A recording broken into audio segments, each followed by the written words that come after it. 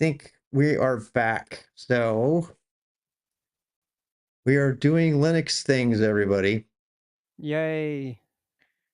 And we're just waiting for the chat to come in here a bit. To make sure everything's online. Okay, it looks like we're online. Everybody's been patient. We've been setting up again. All right, let's do this. So what did we do last week? I don't remember. I think we did VI the week before that. I think we did. Oh no, we wrote scripts. You remember we wrote our first scripts We and we did we talked did about. stuff for GitHub, Mm-hmm. yeah. And we did like interpreted things. Let's go look at your dot files and see what's going on in there. Okay. And we did symbolic links. Yep. Yes, that sounds familiar. And I think you took some notes. So let's go in the directory and see what's up. I kind of wanted to go down the path of coding with you because you talked about like wanting to do automations and thing, but or I don't know, what do you think? Do you want to practice installing different applications or Um, uh, I'm not quite sure. you want to write some interactive code? I mean, you got Linux terminal installed. You want to install a Minecraft server.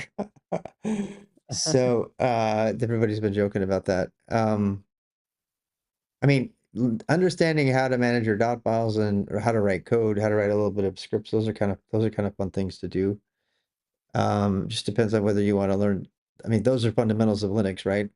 Maybe we could configure your bash or C a little bit better by learning like a little bit more about scripting. What do you think about that?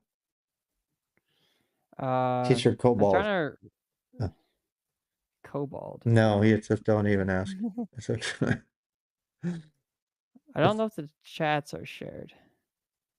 Did we not 'Cause I didn't share? get the Cobalt thing. Oh, yeah, I'm not seeing it either. I wonder if I have to approve it. Started our stream over again. Yeah. I think you might be. Do I have to get a new interview? I mean, we're able to hear each other, but I still think we might have to do the. Here, let's try this. Let's do the. Oh yeah, it's got like a. It says you have a network issue. Let me do the chat. Manage the chat. Manage. Join. Oh yeah, it broke our chat. Share chat is Sad. now on. Okay, how about that? Yo. Okay, yay, I can see it. Okay, good. Let me see if I can. Where was I? I was right over here. All right. Um. So, hey Jalopy, what's up? Well, what about the image, the container image? Yeah. So just so you know, Thina, I made a beginner boost container image that anybody can use on Mac and Windows or Linux, uh, to just understand how to use containers and kind of have fun and do different things. Mm. Are you interested at all in learning about what an image is?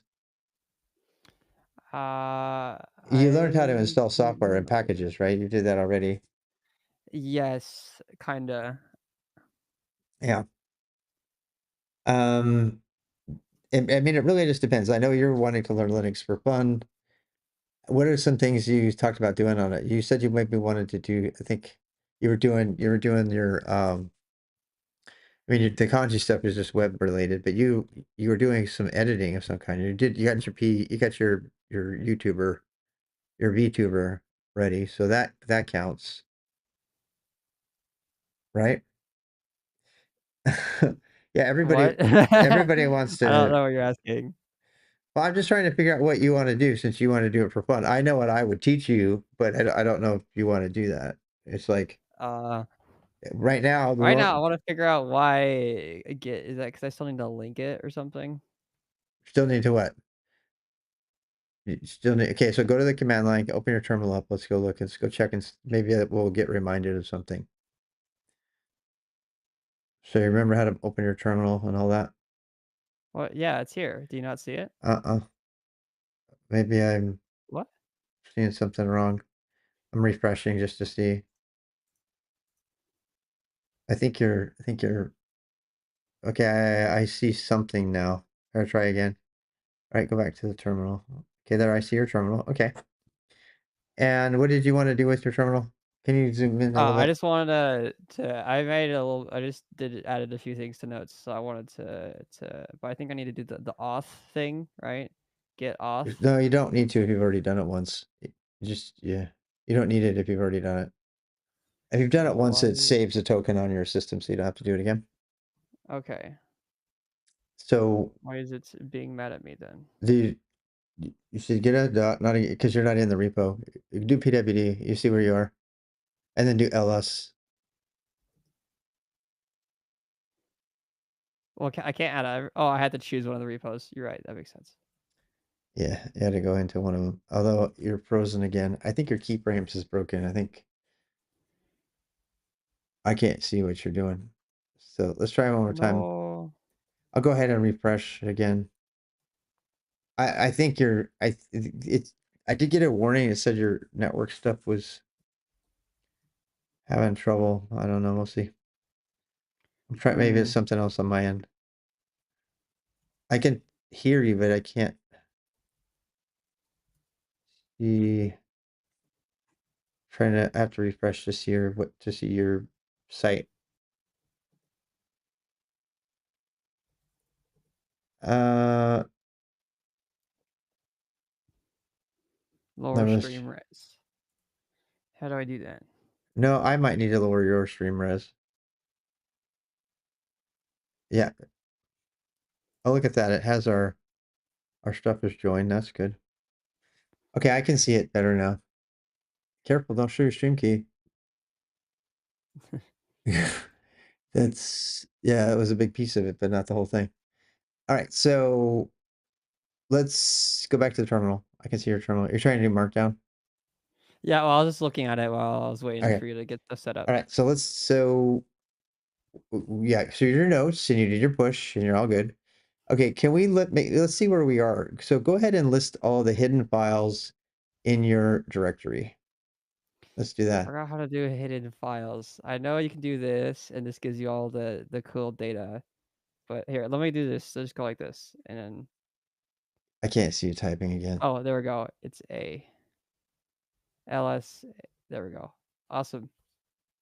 Yeah, the stream rate is not working. I don't know what's up with that. Let me see if I can turn your stream rate down. You're streaming at 720, by the way. You knew that, right? Okay.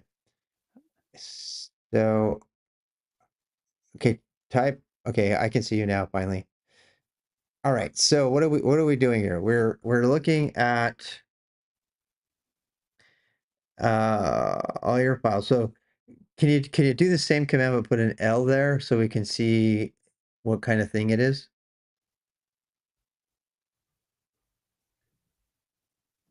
Okay, there we go. Look at all those good things. So all right, so you see the bash RC is pointing to the right thing. Yeah. And I don't think you had bash profile you don't need to care about. Git config some of those files you don't want to open. They have tokens in them. So yeah, I think you're good. I think you have everything linked the way you wanted to. So the next question is, do you want to practice customizing your bash RC a little bit or Yeah, um I think I want to do that. okay. So you can do this straight from your .files repo and just edit on the file that's there and it will automatically update it. And I mean, you'll still have to push it, but you know what I'm saying? So yeah, CD repos, note Yeah. or dot, whatever. Dot. Yep, CD into And dot. then yay. Yay, okay. Now we're gonna do, all right, now let's talk about this file for a second. By default, this file is written in Bash, but it's kind of written poorly. For one example, do you see how there's two brackets sometimes, and sometimes there's one bracket? Yeah. Okay, so It was like your how about we write a little bit of code and learn about if? statements to practice what's up with that. Would that be okay? Yeah. Okay, so let's make up a new file that's just you can either put it in your notes or you can put it in your dot directory. And we're just gonna put a script in here. So oops, you turn your macros on. Escape. Okay, there you go. Now, okay, so let's go into your bin directory. Remember how we set up our bin last time? You already have I a don't really bin. remember what was in the bin. Yeah, we just put fun stuff like ls-l. Yeah, let's go ahead and do that. Wait, did we put it in .local bin or in bin? I think it was local bin. So do ls though, yeah, do ls space dash la so you can see hidden Yeah. files. And then let's look at the files in your home directory because I think we have a symlink to that. From the bin? I don't, it doesn't seem like it. So do ls dash wait, it'd be .local/bin. So there it is. See how it's .local is a directory? So try this. So quit out of that and do ls space dash la .local/bin. Okay. And See let's what's in the see. bin. Yes, there's silly things here. Okay, now, but see, the problem here is that those things are not in your direct. They're not symbolically linked to your other bin. Would you like to have that? Yeah. Okay, Yeah, I so think we should do that. Make another sim let, link. let me show you a trick here then. So we get a chance to use something called the /temp directory, which is a directory that is designed to just temporarily put something in and it's not hard to type. So let's move any files that we want to move around. This is kind of like cutting and pasting, but sort of easy. So we're going to move these files into /tmp, and then we're going to go someplace where we want them, and then we're going to move them out of /tmp into where we want. So rather than having to try to memorize that big old long path, or type it all. So Yeah. so let's do that. So do Control C and just do MV for move. Now you don't even need to do that. So just from right, nope, you don't need any of that. You could do that, but I'll show you another way to do that. So just get out of there with Control C and then do MV space HELO tab. MV space hello. Yeah, hit tab There's nothing there. because you get another L in there. You need two L's too. It doesn't work. It's because I'm not in the directory. I got to move The, into it, right? are you not in the directory? Now I am. Oh, okay. All right. So now, so yeah, I mean, either way is fine. So MV space now do type hello. Now what? Stop. Now type a star. Okay. You Just know what like that. is Oh, because it selects everything of similar. that? Yep. Okay. And then space and then /TMP. Just TMP. Gotcha. Okay. TMP, not E, no E. Yep. Like that. Okay. Uh-huh. Yeah. Okay. Yeah. Go ahead and do that. And then LS, and you'll see that it's gone. It's gone. Yeah. Okay. So now go back to the directory that you want to put it in. Get yourself there. Yes. I see. I see. And then you can just pull it from temp. Yep. And that Nice. the advantage of that is you don't have to always remember like these big long paths. I see people type these big long paths. I'm like, that is like way too much work. It's like just go into your .bin right now. Do MV space. Now do Slash temp. /TMP And slash. Wait. Do a slash. No. Go back. /TM. You gotta put the names. I see. I Slash, see. and I see. watch, try this. Hello, now star, yes, dot is the current directory. Yes. And Okay. yeah, enter. Yay! It's now here. Let's Yes. go. And then type ls, and you see them there. Now, because, see, but let me give you just a little refresher challenge. How do you run those programs? Ooh, how do I run those? Because if I just do, I think I have to say slash hello world, or maybe it's dot slash. Yeah, dot Yeah, means here, there we right? go. Be lazy, save keystrokes. Yeah, It is do that. it did it. Now do the other one.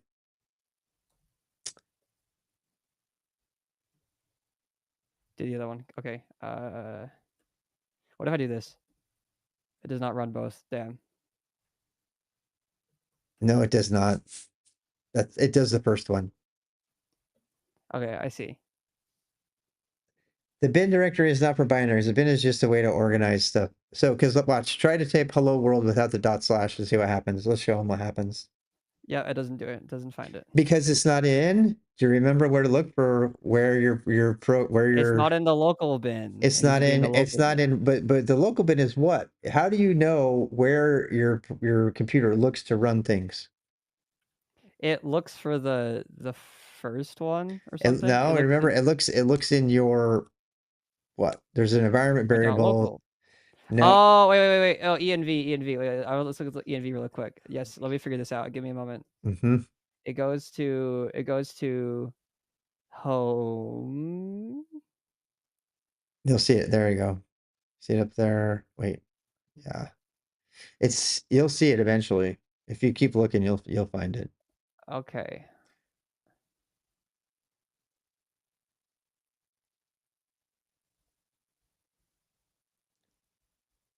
That local. If you look for dot local bin in there, you'll find it. Mhm. In fact, I could show you a trick to save you some time, but keep looking.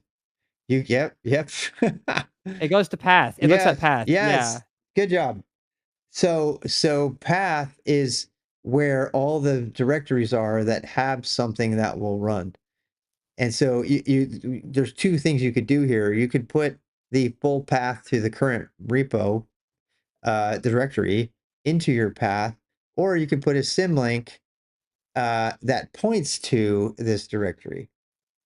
Do you have a Yeah, I preference? see. I like the symlink more. Okay. If you have I just need to remember how to do it. if you have a symlink, then um, I mean, keep in mind that if you add a symlink, anything that you add into the bin directory will automatically get sort of committed to GitHub when you want to save it. Does that make sense? So let's see. So if you symlink the entire bin directory to .local bin, and anything you make, those hello world scripts, when you save them, they will also get pushed up to GitHub. Do you follow me? Yeah, okay. Which I is see. normally fine, but it just depends on how, what you want to do there. So there's another way to do this would be uh, to just add to your bashrc your path to your repos directory in the bin directory, and if it sees it, it automatically adds it, and then it will add it to that location. So you're So saying so yeah, so wait, let's I think that's what you're saying. I actually kinda like that better. if you So do you're that, saying if I like add yeah, so what you would I do, yeah, let's edit our bashrc. Yep. I add something to the path Yeah, variable. okay, so you see you got a path up above there?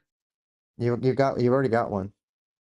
Oh, yeah, okay. Okay, so Oh, here so we go. how It's right here. okay, so what would you add to this to have it point to your repo? Okay, so it seems like it's saying I just like trying to figure out how bash does if statements, I guess. I see that I it know. ends the if statement with Yeah, phi. we'll cover that right now. Let's just talk about the path line first, and then we'll do that part. So how would that Path path the line after that? How would that line have to change? path equals I should add like I Wait, think I would why? add First of all, why is there even an if statement here at all? Oh, it's it has to asking. see if it exists. Um, I don't know what the like what is no, because the that's not what it's doing. This is really stupid. This is really dumb. This is saying if the path contains home.local bin and home bin, in other words, if that string is in there, that's what that line means, then that is really ridiculous. It's kind of stupid actually. So delete the if statement, the top line, and then the one after that. I can't believe that's officially in the project. Uh okay, so let's go to so let's actually make the path go back to the beginning of the line. Oopsie. No, you need the path in there. What, you don't want Okay, me to control, destroy any of it? undo, control left What do you want? bracket What do U. you want me to do? I'm confused. I want you to What part do you want me to save? Just this? delete the if and the by, but left justify the path. Okay, I see. Yeah. To avoid duplicates in the path? They're trying to say to avoid duplicates in the path. But that is kind of, I see what they're saying, but that's a horrible way to do that. I don't Oh, get it. distro. I think it's Wayland Fedora. Yeah, so focus just on this line. We'll get to the if statement later. So what goes in here that would point to your bin directory? So that's the challenge. Okay, I think I am seeing how it works a little bit. It's Fedora, guys. So Yeah, they're maybe I asking. do like, okay, home, and then I go repos, and then I go dot and then bin like that. Yeah, but is that Is it? so? Wouldn't it be nice if you could open up another screen at the same time and look at something while you're working on this one? I see. Okay. And so why don't you test that just with the terminal right now? So keep this terminal open, and then and I promise I'm going somewhere with this, but open up another terminal at the same time. Yeah, you probably have to do new tab. See the left there? It's already there on the top left. Okay, now you technically don't need to do that, right? You can do that, or you can just open I a new see. Just do tab. new tab. Okay. Yeah. Okay, but there's another way to do this, which we'll talk about later. Okay, so why are we here? So type PWD. PWD tells you the full path to where you are. So now you know. So then you can look here Yeah. at the thing, and then the other one you can go back and kind of Oh, I forgot how I remember there was a way we did it to we like put it into the into the we file. put it to the copied it to the clipboard, the path to the clipboard. Yeah, you can do actually you can do there's a different way. If you do are you doing Wayland? You're in Wayland, right? Yeah. Uh, So do this. yeah. Do PWD and then bar space and then I think it's WG add. So do WG tab and it'll complete. It's a bar. Do WG for Wayland. No. Oh, W It's W first. Yeah. I think it's yeah, push WG? You mean no. W like Type tab. Let's see. It might be WL add. It's something I never used before. Try oh, WL copy. WL copy. Yeah, do that. Yay, it's there. Let's go. Okay, awesome. Okay, And so now I can go yeah. here and then boom, now I can just say wait, delete this really quick and then go oh, what's the is it P? No. Yeah, you need I, and then you're gonna need to paste however Wayland pastes. I don't know how Wayland pastes. I forgot how do you paste in Vim? I thought And it was Vim, just is you it can control P? P will add it to the next line. There's no way to paste in to inject it right in there, so you have to have it in a buffer. So actually, just go on a blank line and push P and see if it's in your buffer at all. I don't think it is in my buffer. Yeah, but actually, it's a different buffer. It's in your Wayland buffer. So another thing you Hmm, could do is do this. Go to the line after this. This is kind of fun. Just go on a blank line for a second, and okay. go on a blank line. Go on a blank line anywhere, and type exclamation. Let's see. Type colon WL dash paste, and I think that will paste it right there. Okay. You gotta do the colon though. No, Oh, no, I you have don't to want to do be it in. You know in oh yeah. that. No. I You don't. see, I see. Yeah, you want to be in insert mode. You could also use middle mouse. Ruh-roh does not like that. It does not have paste. Not an editor command. Here, do it again. Do colon. Oh, do colon. Actually, there's a million ways. I'm really having a hard time because I want to tell you my way of doing it, but I don't know if you're gonna want to do this. So, uh, type W tab.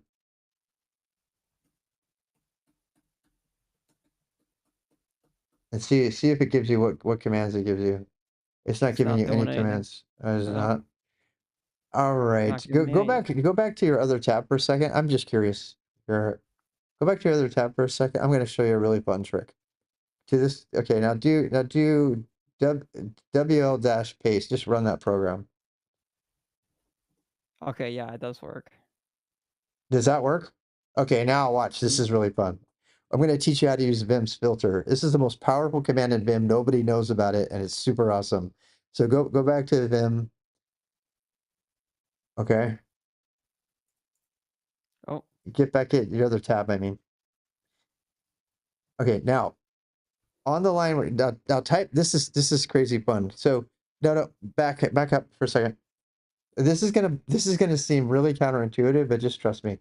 So go back to your line, type the command WL dash paste.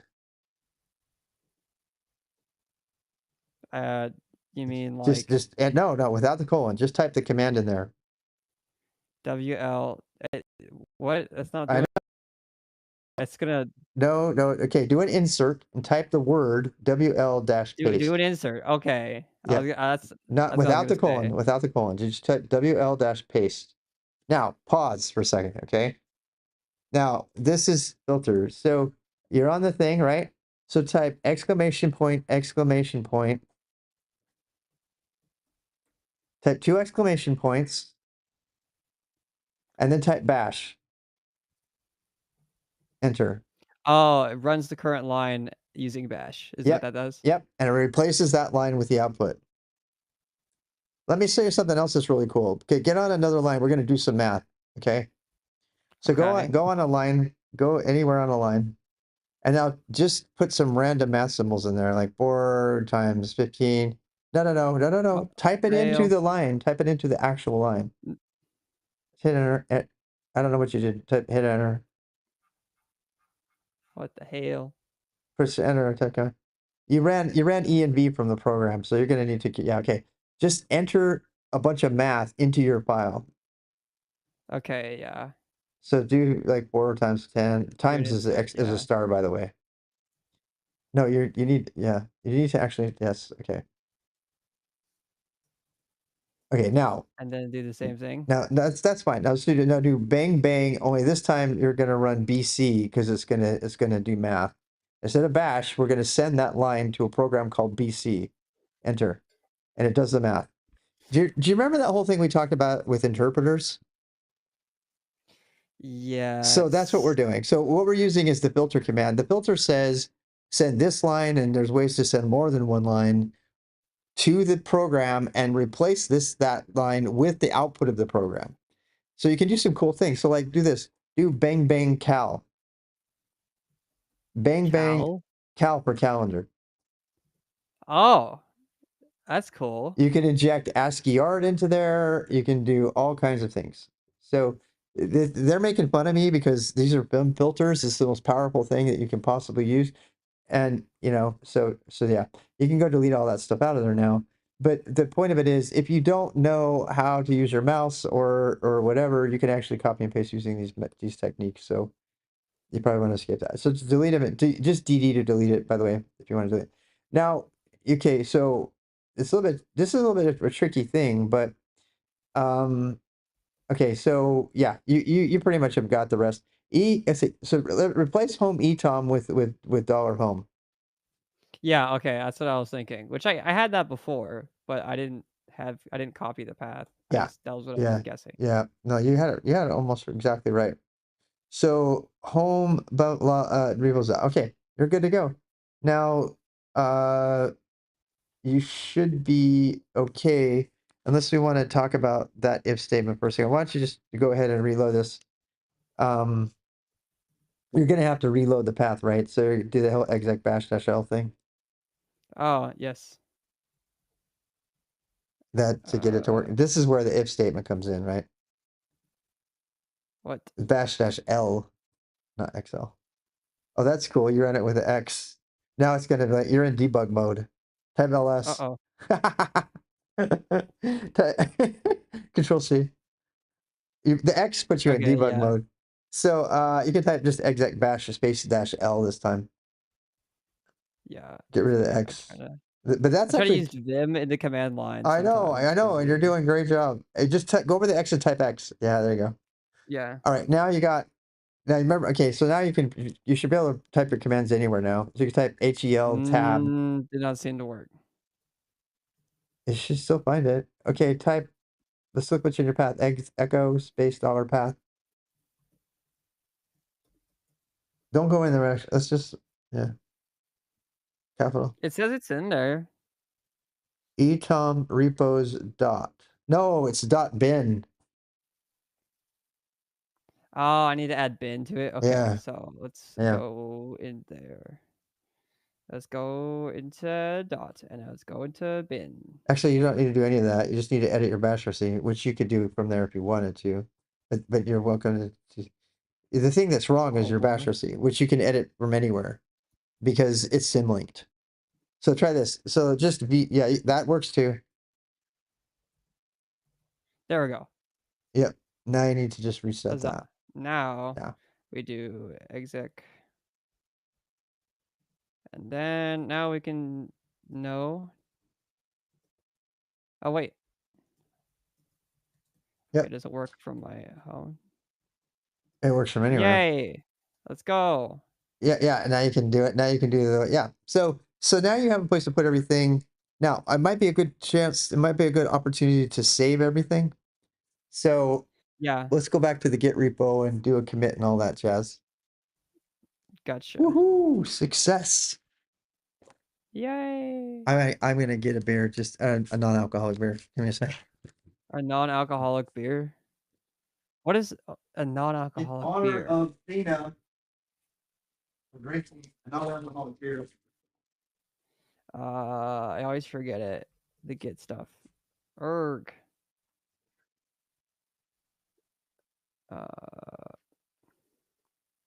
Add. Oh, I need to go into dot. Yeah, that's what it is. Okay, and then I go git status, and it goes, well, you have modifications. Okay, so I do. I'm back.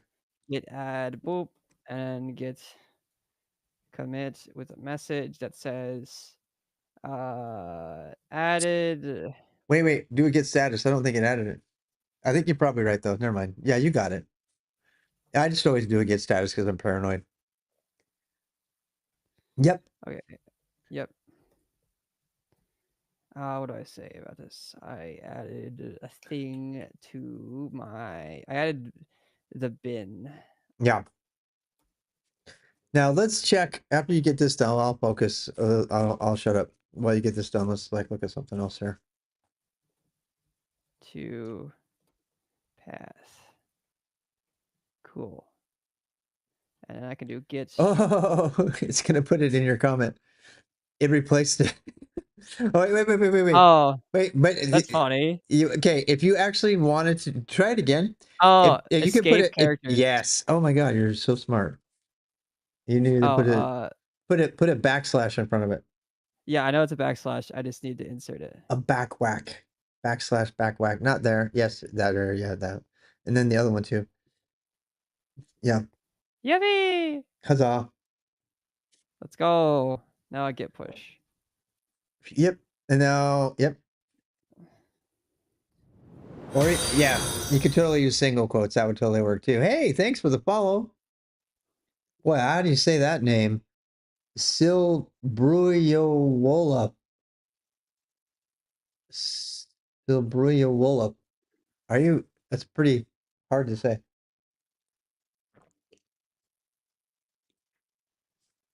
Red, white, and brew is what it says on my cozy. Backwards. So wait, it's a non-alcoholic. Okay, I just want to ask this. What do you mean by a non-alcoholic beer? It's not alcoholic beer. It's beer they take out the alcohol. Except it's 0.04%. So it's not all. There's a little bit. Because I like beer.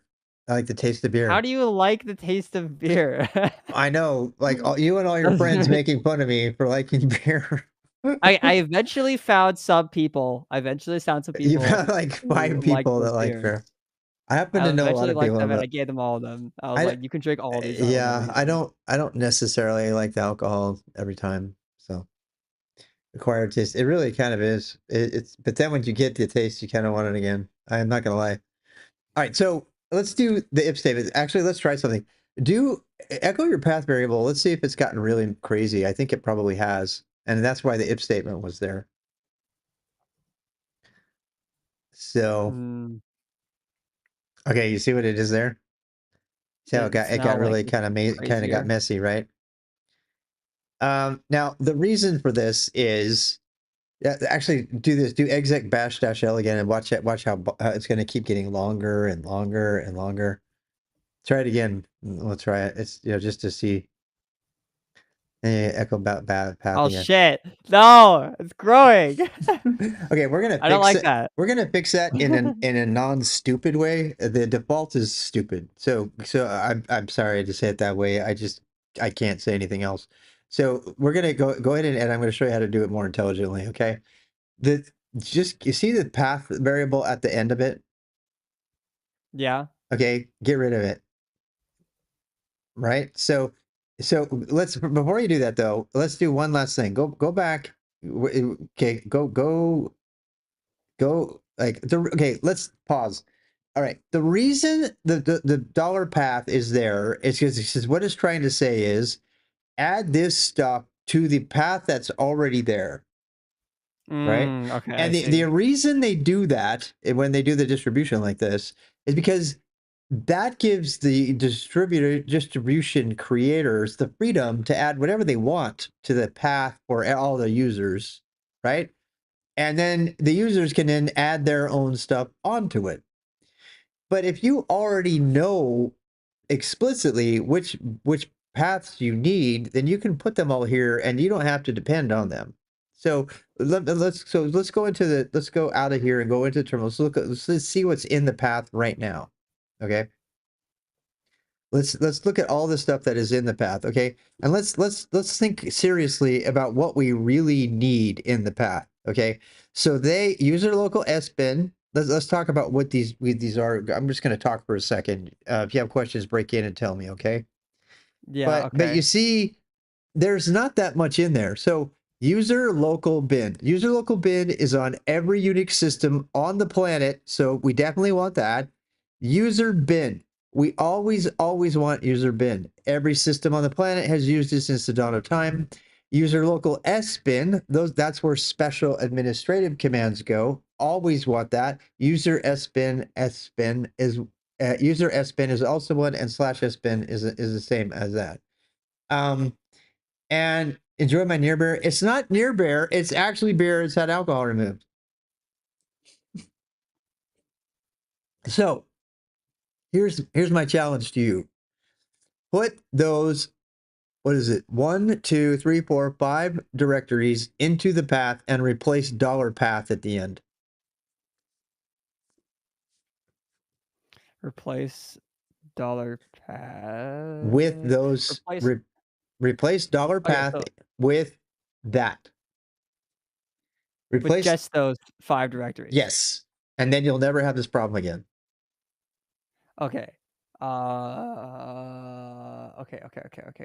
So I'm gonna do another tab. Yep, So there's lots of ways. Yes, there's lots of ways.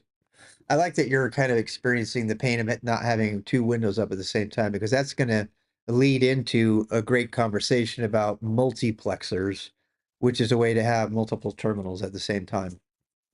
The one at the end. The one at no. You want that back? What? You definitely want it back. I want that back. You want it back? Go back. Go get it. You already had your stuff in there, or you could. Yeah, the only one you want to replace is the end one. Yeah. Oh, okay. So now I'm going to do it was user. Wait, I don't need to go from home, do I? No. No. Okay. Yeah, these are system directories. And by the way, You know what? if you don't have these in here, you won't be able to do anything. I'm gonna be bad and use my mouse. You can totally do that if you want. You could have used Tmux buffers and stuff, but yeah, there's all kinds of There we ways. go. Okay, now let's look at this. Be really careful about this, because if you get this wrong, your computer won't be your terminal won't be able to find any programs. And this is a very common. It's probably worth mentioning right now to everybody out there. it's very common for you to not get this correct. So like if people are screwing around with their path and they forget and they take it away, all of a sudden they can't see any of their commands. So I'll show you how to do this. It's kind of funny. So let's see. You've got user bin, home bin, user bin. All right. Okay. Now make sure that quote is on the same line. That's super important. So Okay. go to the when you paste it. I think you pasted an extra blank line in there. Oh, okay. Go to the go now. Hit. Yeah. There you go. Perfect. Okay. Wait. Yeah. Wait. You still have another double quote, my friend. Yeah. There you go. So all right. Now you should be able to save that. And then in order to get rid of your other path, well, just go ahead and do exec bash dash l. You'll see it'll fix it all. Okay. And now I can echo path. And it's nice and tidy now. And it Let's will go. always be tidy. And, you know, people could argue about whether that's the right way to do it. The thing that's really great about that is if you take this to another system, yeah, well, we're going to do that next. I wasn't going to, don't, unsigned int, I wasn't going to, yeah, I was going to do that later, but that's, do you see that they put in the chat? Yeah. It's Okay. Oh, it's so is that string manipulation shit? yeah, and I wasn't going to show you that yet, but you can actually type that in right now, and it'll give you all the path one on a line. You want to, if you want to, you can put that into a program. Hey, I know. Hey, go into your bin directory. Go into your bin directory. This is fun. Okay. Go into the bin directory, and then let's make a program called path. Do you remember? Do Oh, you remember okay. the steps? You remember the steps for this? So I'm gonna make it called path. And I need to make it executable. Oh shit! How do I make it executable? I know. I Do you remember have it because in your it's notes? I'm not. not. I I'm need not to going like to tell you. add the X. I don't think I have it written in the notes because. Oh, okay. I need to make it executable. How do I make it executable? How do I make it executable? You could ask your AI. Oh, I could just ask the internet. No, That's that's fine on signing it. I was actually gonna do that, but I wanted to wait. But this is like one of those many things that sucks you into making tools for yourself. No, not the DOS, not .sh extension. Oh, it's Schmod. Yes, it's Schmod, Schmod. there you That's go, yeah. it. Yes, please don't do the extensions like the whole internet. They've all lost their mind. There we go. Okay, now actually try to run it when there's nothing in it. It'll Well, work. it works, but it Yeah. doesn't. Yeah. Yeah. All right, so let's go ahead and edit it. Setup.sh is so bad. Don't ever do that. Unless there's a .bat to go with it. All right, so, and we're not going to talk about what this thing does yet. You got that wrong. There's no curly, or I'm sorry, paren. It's path. And this is a pretty advanced thing, but what this is doing, it's called a parameter expansion. And what it does is it takes the variable and it transforms the variable, what's in the variable, in many different ways. And in this particular way, it replaces the colons with a line return. So 2 slashes means get ready to replace something. PATHI // I see. Replace. Get ready to replace colons, get ready to and replace then this is colons replace it slash and then with replace it a new with line. new lines, but you have to put 2 backslashes because otherwise it would be a real new line. That's why there's 2. And then you need to close that off with a curly. So the curly needs to go there, and then you need a curly after the dollar too, the opening curly brace. You need another one though, because no, not there, Yeah. but you know what I'm saying. Oh. Yeah, and then I put one there. Yeah.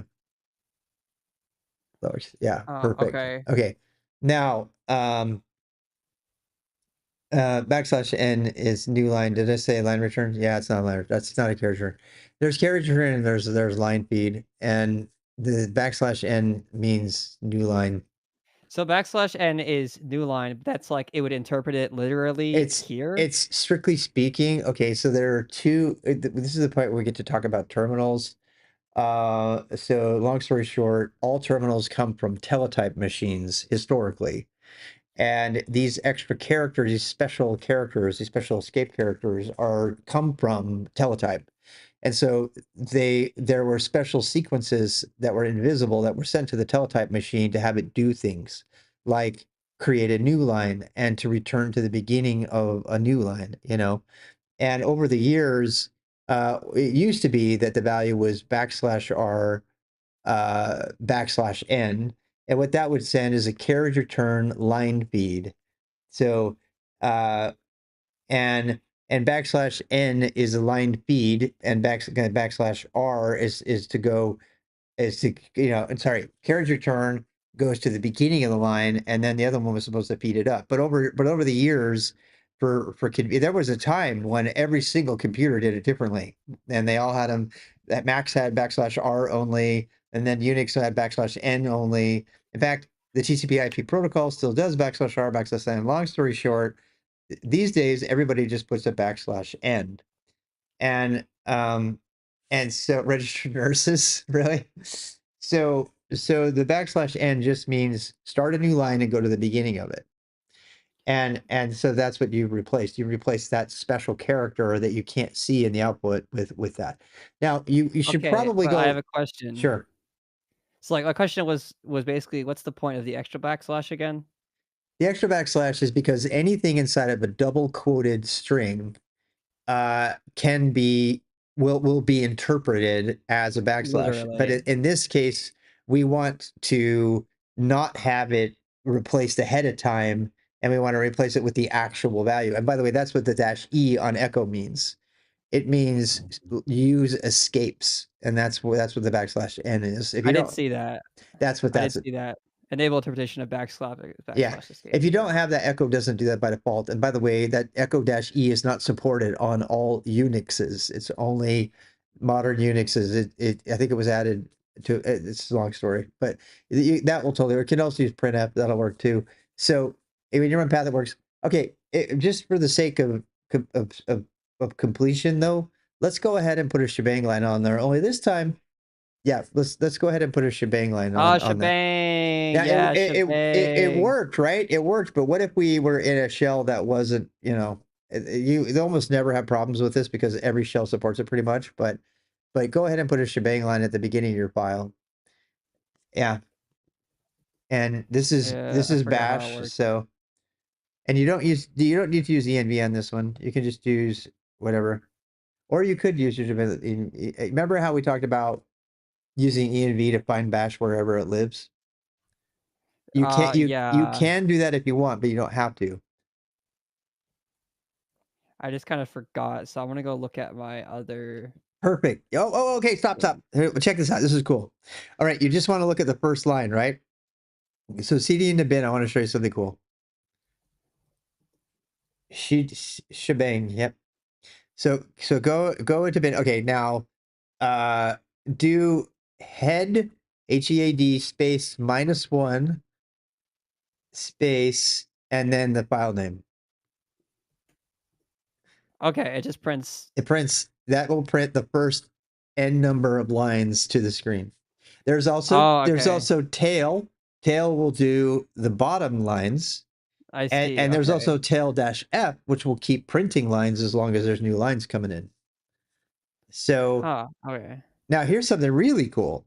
Okay, so while you're editing path, I'm going to show you how to use a filter here. This is I got to teach you this because I want you to learn it. So go ahead, that line, let me show you how to copy and paste a line from there. I know it's a little bit of work, but it's fun. So go ahead and edit your bit or your path again. Okay. Go ahead and edit your Edit my path. path. Yeah. VI Um, space path or whatever. Okay, now watch, oh my. Now watch. Okay, go back to the you do it again. Edit your path. All right. All right, now, whoopsie. What's happening? Talk about Okay. editing All the right, all right, all file. right, Do all you want me right. to edit the Now watch, file no, or? watch. Replace this line. Yes, edit the path file. Go back. Okay. Not with Wim. All right, now, delete that entire first line, except for leave it there and change the line to be what we just learned. Head -1 space. Ah, I see. And then you run it using the double bang Yeah, thingy. yep. Double bang bash, and it will replace Okay, it. so Wait, you oh, gotta. Whoopsie, you gotta put. It has to be on the first line there. Yeah, head. Oh, space -1. sorry. Is this still getting used to Vim? No, it's fine. You can just undo Insert. that. Okay, head. One, and then I do of hello world. Yep. Why do I need to go up one or Nope, just go there because it's in the same directory. You don't need to because it's in the same okay? directory as this. And then I go boop Hello boop, world. and then I Hello world. do the filter thingy. It's Oh, not. I You spelled didn't it spell wrong. it right. Yeah. And if you Yeah, I did. undo, if you do undo, it'll restore the line again. So go back and yeah, and do bang bang bash. Bash. Yay! It runs it All in right. Bash. Now we Now, have the now, thing. now, here's something really fun. Okay. So go add a new line in here just for the hell of it, someplace. Okay, let's pretend you're just Okay. like editing a random file, right? Go anywhere. I tell you what, open a new file. Let's exit this because this is done. So let's go edit a random file in temp just for the hell of it. I want to show you why we Okay. made so dbi/tmp/ whatever, right? Okay, oh, Ooh, no, that's your what whole is this? directory. Exit that without saving anything. If you accidentally open a directory with vi, you can edit the directory. Yeah, just put What do I slash. want to How open? about slash foo, dude? No, just do Slash slash foo, and it squirrel. makes it. It's gonna make it. Yeah, a new one. Okay, enter. Okay, I want to teach you. I want to show you why we made path. So insert a line or two. Okay. Hi. Ooh. Okay, now watch. Just actually just on this line. Yeah, it's gonna lie, and then get on, exit out, and go to what? Not don't exit, but go to command mode, and can maybe go to the line after that. Type I don't know, O or something. So go to the line after that. All right, now you don't even need that. Okay, now stop. Okay, now no, get on the line and get back into command mode, which means escape. Right? I'm kind of watching What do you here. want me to I do? want I'm you to, confused. the goal here is I want you to take the output of the path command and put it in here. So do exclamation point path.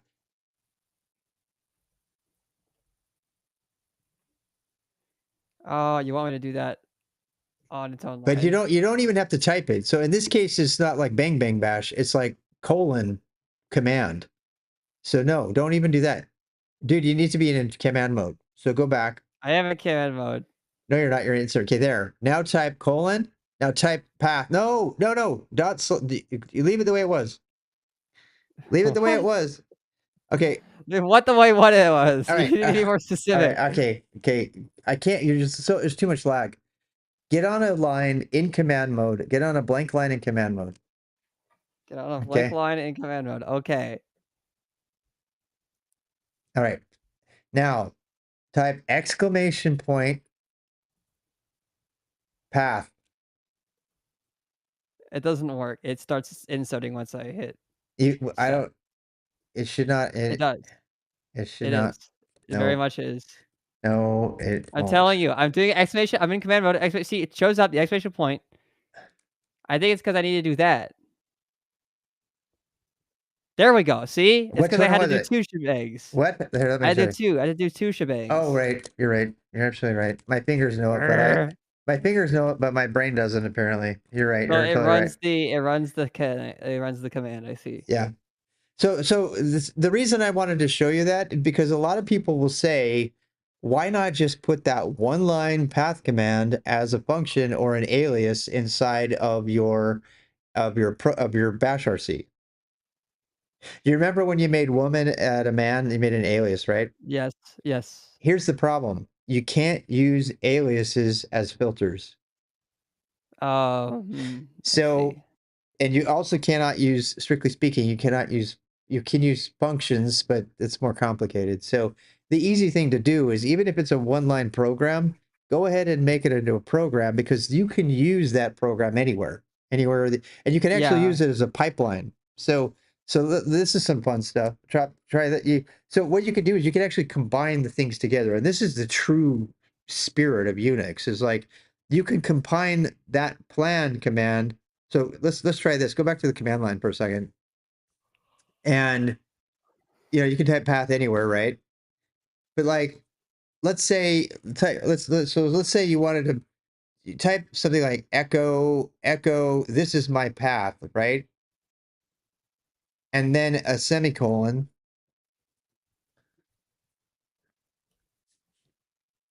Yeah, you got it. Yeah, and then a semicolon. A semicolon is a new line. Go back up, and at the very end of it, put a semicolon. Oh, I And then see. And and then negative type semicolon. path, just the command path. I see. Okay, so it does it Yeah, both. but I'm going to show you even a better way. So go ahead and so wouldn't it be cool if you could take the output of that command and replace it instead? So this is something interesting. Actually, no, that didn't work because you put a colon instead of a semicolon. All right. Oh, So okay. but that's fine. Try it with a colon first, and then I'll show you how to do it as a single command. So, all right. So, and now another thing you can do here, like what if you wanted to put some text after that? So put a semicolon, go back and put a semicolon after that, and then type another line of echo, type echo, whatever, right? The point is, each one of these things is a separate command. The semicolon takes the place of a line return. Does that make Yeah, sense? okay. That does So make you sense. see, okay, now, but we can actually make this better by making this just one big long string where the output of the path command gets replaced. So what you do is Yes. if you go back up, and you're gonna replace. So instead of having path, you're gonna replace that with dollar paren and put path in the middle. Okay, yeah. So yeah, you can actually just go up and edit the last file that you just did. That won't work because you need quotes. And you don't need the dash E. I don't need the dash E. Yeah, no, Okay. watch. Yeah. So go back up here and start deleting some stuff there. And you don't need two of them, right? Just get the one. I guess, okay, how about this? How about, yeah, there you go. Yeah, do that. It's not Okay. it's a round one though. It's a round It's not parenthesis. It's a it's not parenthesis. brackets. It's How come it parentheses. was brackets that one time and now it's Brackets are parentheses? different. Brackets are parameter expansion, and parentheses are uh, command substitution. So it did it, but you see how it put it all on the same line? So Okay, what that yeah. does is, by default, it takes the output, and that's what I'm trying to say, is it just puts the output of the command into the thing. So let me give you a more useful example. So type, I don't know, date, for example, right? Type $user, all caps,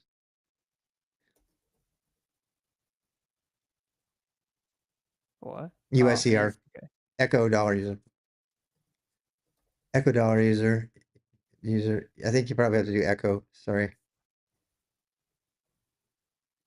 Okay, so you see what I'm saying? You can now do echo space dollar paren date. Yeah, you know where I'm going with this. Just you can practice using it. Is dollar is actually no, Oh, this one is, that's different. I screwed up. I screwed you up because one of them's a variable and the other one is a command substitution. yeah, yeah. So you could, I mean, you could just use this all over the place, right?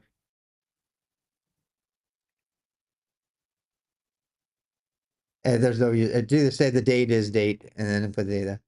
That's probably a better Oh, use. okay, I see.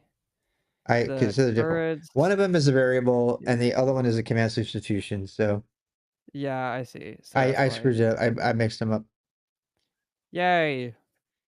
Yeah, if you want to do something interesting, so say instead of the user, because user is, and the type ID enter. It'll give you the ID, your current user ID. So if you type ID space, I think try ID space dash U will give you your user ID. All right, now, knowing what you know, do an echo statement that echoes the current user is this with ID this, all in a single string using a command substitution. There is. Well, I don't know how to do how to pull the variable. The variable is just $user. Yeah, it can use it okay. and then say space with user ID and then Yeah, I see. With user ID, I see what you're saying. Okay. ID dash U. Yay! Awesome. yeah. So you can take this technique and just go to town with it, right? I mean, there's like you can then you can we haven't even talked about piping it into other commands and stuff. The absolute magic of Unix is it's all of how all the pipeline pieces interconnect with one another. And and this is where the real power of the terminal, I call it terminal velocity, starts to kick in, right? Because once you kind of get a handle on the information you can get, you can combine it with other things, you can use it to comment stuff, you can, you can create commands, and then you can take all the stuff that you're using and put it in a script, and boom, So I mean, that's what we do all day. And Where's my you know, bash RC? what's that? Where's my bash RC? Type ls. Let's see. Just type. What? Just type ls in there. There it is. Oh, never mind. That's because it's not a directory. Yeah. So anyway, yeah. Okay, so you got your path in there. We got all that done. You don't need your if statement anymore. Did you save your new path stuff? My new path stuff. Yeah. I think so. Yeah. You can do it too. The current data is yes. Good idea. Good idea. Exactly. You're starting to totally see what's possible here. Right. And by the way, date has like an infinite number of options you can use. You can even calculate the difference in time, like how many days it's been since a given time, like 1945. There's like all kinds of things you can do. So now, like if you wanted, you could say today is Wednesday. You could do that too. There's just, a million different kind of things you could do here. But let's talk about if statements for a second. Since you kind of like were thinking about doing that. Actually, one Yeah. of the fun things we could do, I'm saying we could start doing curl. Do you want to learn curl? Oh, I bet you probably do. All right, see What's if you have curl the do? pro. I can't wait to show you this. So see if you have curl. Do which space curl. Ooh, Yeah. I do. Oh, one last thing before we leave this. Do you see how which curl always gives you the location of the command? Go in Yeah. your home directory, and knowing what you know now, how would you open up the path program? Yeah, go ahead and go there. This is kind of a fun little trick. So how would you open up and edit the path command from here using the which command? You know all the stuff to do this. Think about it. Vim. Which path? Yeah, Nope. but you can't do that, right? That's just going to edit a file called which. But knowing what you know now, Okay. you need to put which path into what? Remember, Oh, I dog? need to put them into this because now it's committing it. It's doing it as a command. Yep. Yay! Okay. And then exit out of that. Exit out of that. And I want to show you one last thing. So I taught you the proper way of doing substitutions, like command substitutions. Okay, so here's something else. This is crazy. I want to blow your mind just for 1 second, okay? But go back up Okay. in that previous line and replace the word path with echo path, which is itself a command. What? I just want you to see the inception nature. That won't work though, right? What? That won't work because it needs to be a command. All right, exit without saving. The whole point of this is that I wanted you to see You're saying do you can this. nest them. The whole point of this is that you can nest them. You can nest them. Yeah. Okay. So because put it back there, and each one has its own variable scope. So go ahead and hit enter. So that does the same thing. So okay, go back. I know you would never do this, but just think really carefully about what's going on here, right? Okay, So so it's printing path. Okay, so echo echo path, all path, the right. output of And echo path, yes. Go ahead. it's using which to find where that is. And in order to do that, it needs to have the file and then it edits it. Right. Is Now, that it, the right? reason, yes, the takeaway of this is when you use $paren command substitution, you can nest them. That is why it's the Yeah. proper way to do Okay. this. But when you go online and you read books about this, instead of doing that, they're going to do what I'm about to tell you.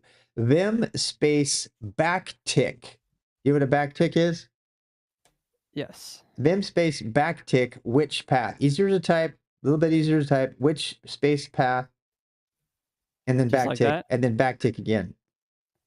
Oh, okay. So you'll see this all over, right? You'll see this.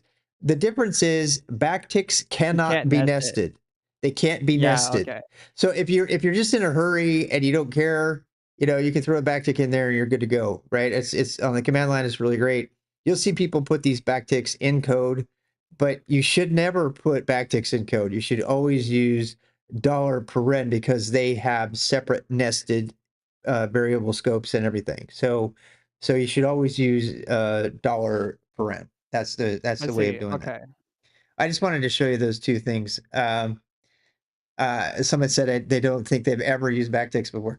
The only time I use backticks is when I'm on the command line, like, and I'm going really fast, but most people don't do it. They've been taught to do it properly. And I wanted you to see the reason. So those are the two reasons there.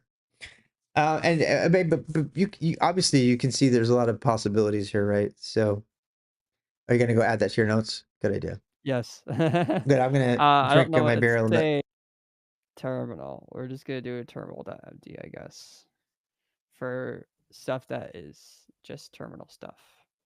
Right. Okay. Yeah, that'll be good. I want to do. I did a shebang for Markdown.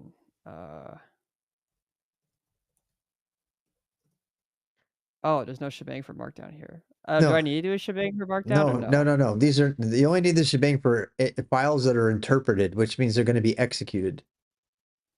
Okay, yeah, and this is not being executed. Okay, No, so yeah, command substitution. yeah, and I'm pretty sure I said that right. I mean, if you want to read about it, it's if you do man bash. I'm going to find it here, and then you Nest. find command. You can just keep searching through. I think it might be command expansion. Man, there's like 3,000 lines in here. It's so big. Pipelines. All this stuff is documented in the Bashman page, but the Bashman page is like super long. Echo, which echo path? Pixel took it to like do an inception. It's The redundancies. yeah.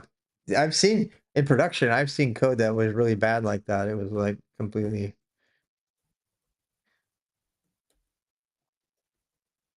Yeah, the Bashman page is really, really good actually. People don't even know about Coproc, for example. Bash is so powerful. It's insanely powerful. Probably too powerful for a shell. Shell variables. Bash rematch.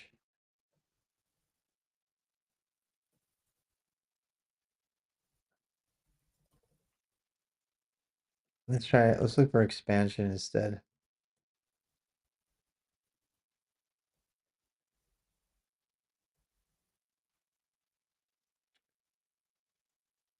Okay, the shell performs tilde expansion, parameter expansion, and variable Reload expansion, alias. arithmetic expansion, and command substitution. That's what it's called officially.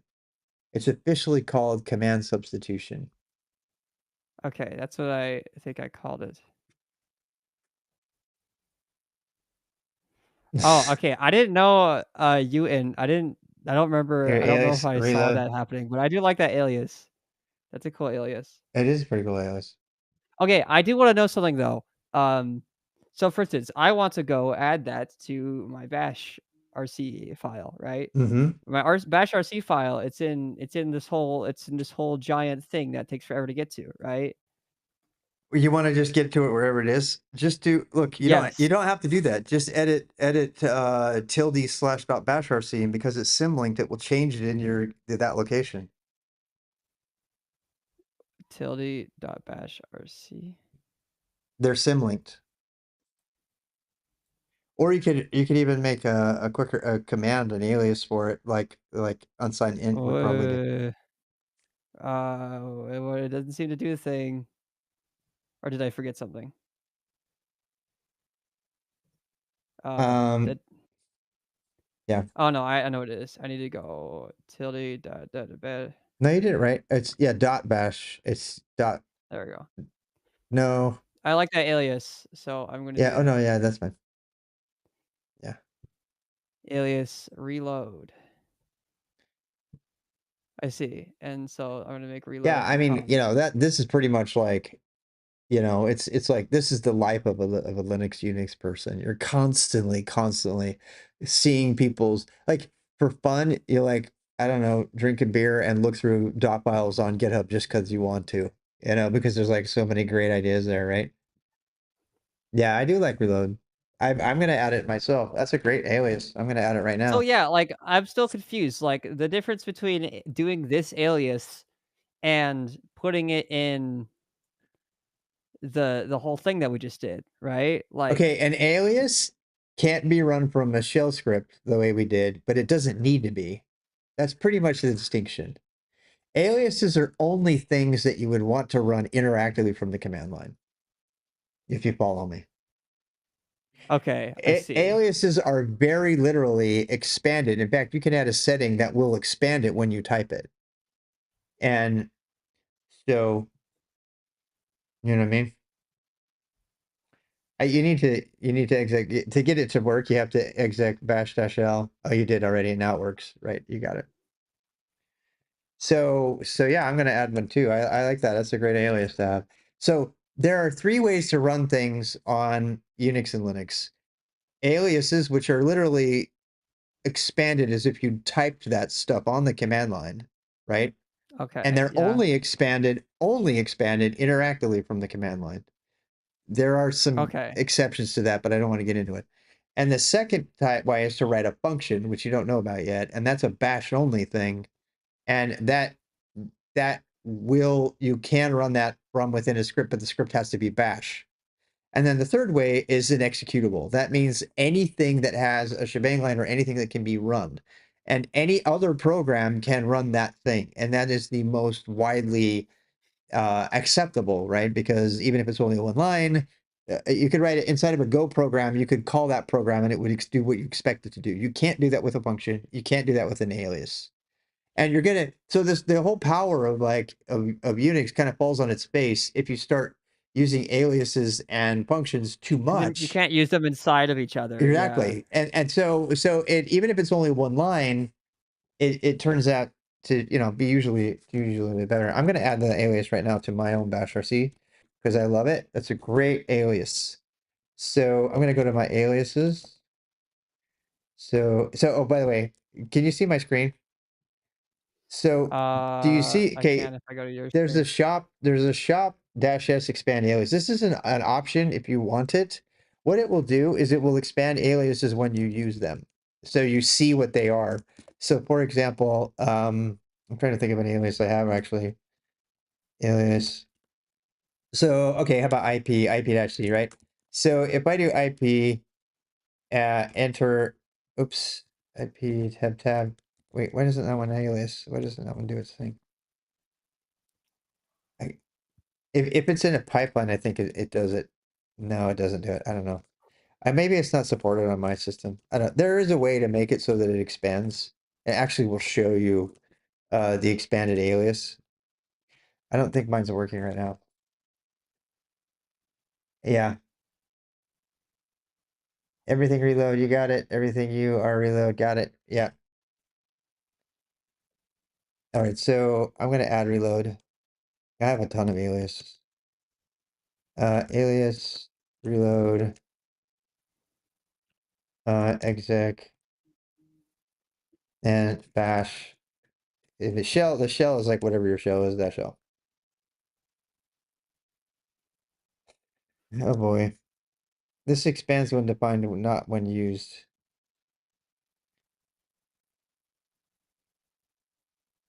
Consider escaping, it says. Oh, interesting.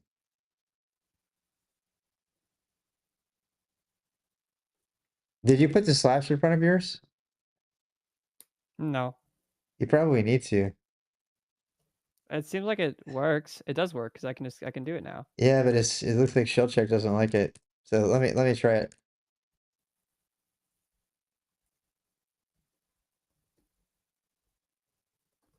Yeah, it seems to work. I shell check is telling me to make sure to escape the dollar sign though. The reason for that is because when this runs, you want it to use the shell that you're currently using, but it doesn't matter. If you don't put a backslash then when your bash runs, that shell value is substituted at that moment. But if you do put a backslash, then it will evaluate the shell. You just use single quotes. The single quotes is the same thing. Wait, did you put single quotes or double quotes, Tina? I use double quotes Yeah, for reload. you probably need to do single quotes. Wait, what do you mean? Okay, so this is a little complicated, but depending on the kind of quotes you put, so if you have double quotes, then when your bash RC is loaded, those variables are changed in place. Does that make sense?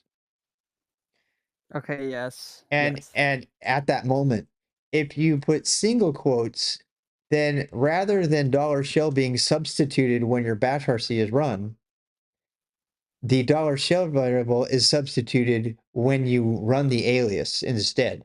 So let's say you change your shell between the time you log in, which you can do, and at that time, it would actually replace the dollar shell variable at the moment you ran the alias instead of one time when the bash RC runs. Yeah, we're teaching Linux. How you doing? It's Lysec. So yeah. So this is we're talking about shell expansion. Yeah, that's a little bit high end. I don't know if we want to even talk about that. Just make it a single quote and you're fine. And then use backslash No, you don't need for the backslash shell. anymore. Backslash is the same as single quotes. So we didn't talk about this, but double quotes allow variables to be replaced. Single quotes don't. Okay, but I want this variable to be replaced, so Yeah, but it you don't want finds it. But you that, don't want right? it to be replaced when your bash RC is loaded. You want it to be replaced when the alias is run. That's the difference. It's a little complicated, but you get your head around that, and you'll really understand a lot. Okay, Okay, think about I that think for I a second, see. right? Okay, when you log Yeah. in, the bash RC program is run one time.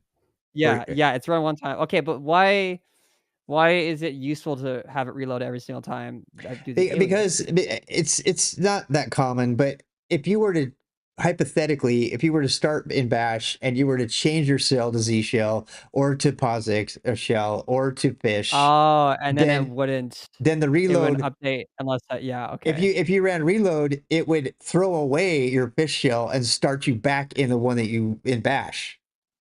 Yeah, I see. Yeah. So that's kind of that's the reason to do it there. That is very subtle. It's not the kind of thing I would teach a beginner, but it's important that you understand the difference, right?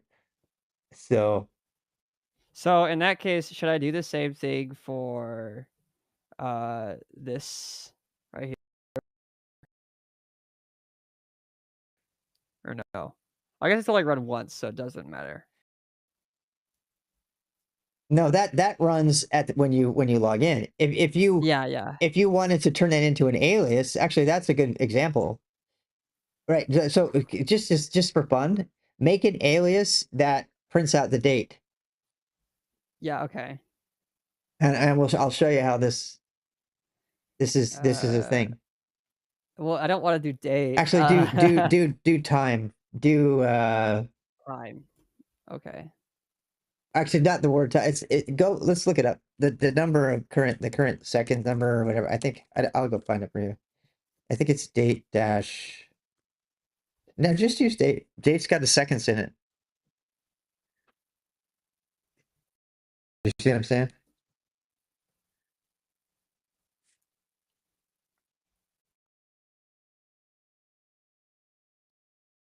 There's like so many things. If you're in a shell, it's already loaded. The alias's shell would have been set correctly anyway. Yeah. Right, shell to be replaced when you hit enter in the terminal. Yeah. Yep. Just do date for the sake of time. I mean, you just have to. All you have to do is I want you to see that the date doesn't change if you do it one way. If you do it the other way, it will change. Does that make sense? Oh, wrong thing. I think so. You forgot the dot. It's tilde slash dot bash RC. Yeah, there you go. So you want me to just make an alias that prints the date somehow. Okay, print date, I guess, and all it does is print. Pitched up. Am I pitched up, guys? Why am I pitched up? Am I high pitched today? Hour and minute. Yeah, you can do that. They gave you somebody in the chat gave you the hour and minute if you want to try that. That's fine. Just do that. Just do that. Okay. Now run that. Now actually, reload and then run it. Oh yeah. Print date. Okay, yeah. And do it again. It works. Yeah, this is what you want, right? Yeah. Okay, now make it double. Now make it double to change the single quotes to double quotes. Yeah, okay. I tend to my pitch changes all the time, you guys. Okay, now it's Are you guys saying I'm too loud or I'm talking like I'm high pitched? I'm pushing my codes anyway. It still works. No, but you see it's the same every time. Try to get do print date again. Oh, it doesn't update. Yeah, okay, I see what you're saying. Because it ran once when you loaded and now it's actually if you do reload it and it'll change it and then run it again and it'll be something new. Yeah, okay. That's cool. I see what you're saying. That's all. I was just trying to that's the difference. So yeah. And I mean there's a million other things with regard to that, but yeah. What's that you guys are saying? The non-alcoholic beer is kicking in, making my voice go higher. Might be true. Using find. Oh man, find is find is a massive, massive command. It'll take you years to master that. It's well, I don't know. I was just find is one of the least understood commands in the entire world. So watch. I basically just wanted to do like a quicker way to do this repos, and then whatever. Just type tab. You probably want to do CD path if you're going to do that. Yeah. Find is probably one of the most powerful and least understood commands. And I put bin bash, git bash on Windows just to get the find command. This is so powerful. You're saving your stuff. There's nothing different, but okay. What you're annoyed by right now has been something that's annoyed all of us for years. You want to get into your dot files quickly, right? You don't want to have to type everything. There are at least 5 different ways to do this. One of them is you can make an alias that does the CD for you. Yeah. Another one is to by the way, you can't put that into a script. Because if you change, the script will change into the directory, and then when the script exits, it restores the state and goes back to wherever it was. So you can put an alias that goes into your dot files. That's what most people do. you could update the CD path, which will automatically CD into anything that matches the name. But let's go ahead and try to make an alias that CDs into your dot repo. Okay, yeah. Let's Let's go ahead and add go that. See if that works. alias. Ooh, Oh, hey, I'm gonna say go to dot. I'm gonna say all it does is this CD. Well, I guess I want to do something like this: home yeah. repos dot. Okay. Now this is an interesting one. So single quotes or quotes? Uh, Either one will work. well, yeah, either one. Well, it seems like single quotes are just more general, right? Well, the single quotes in this case is going to force home to be evaluated every time. It'll be slightly slower. And I would argue that in this case, you don't need that because it's always going to be home. So I would probably use double quotes here because you don't ever have to change it after the first time. You know what I'm saying? Yeah. And the reason you're doing this is because you want it to be fast, and that's one less thing it has to do, right? It doesn't have to look up home every time. It's been hard coded that way.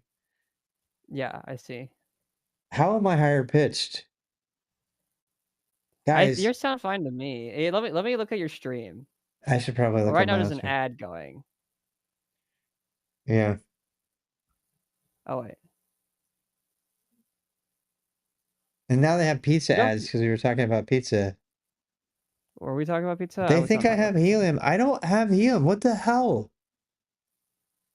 He sounds the same on both. I don't know what I you're know. talking I know. about. They're just giving me shit. You had two windows open at the same time. All right. So Oh, I had two things open at the same time. Let's delete this one. I don't care about it. it could be they think you or me. Okay, let's do stuff. Quiz Get quotes or add. single Well, quotes? I don't know what I added.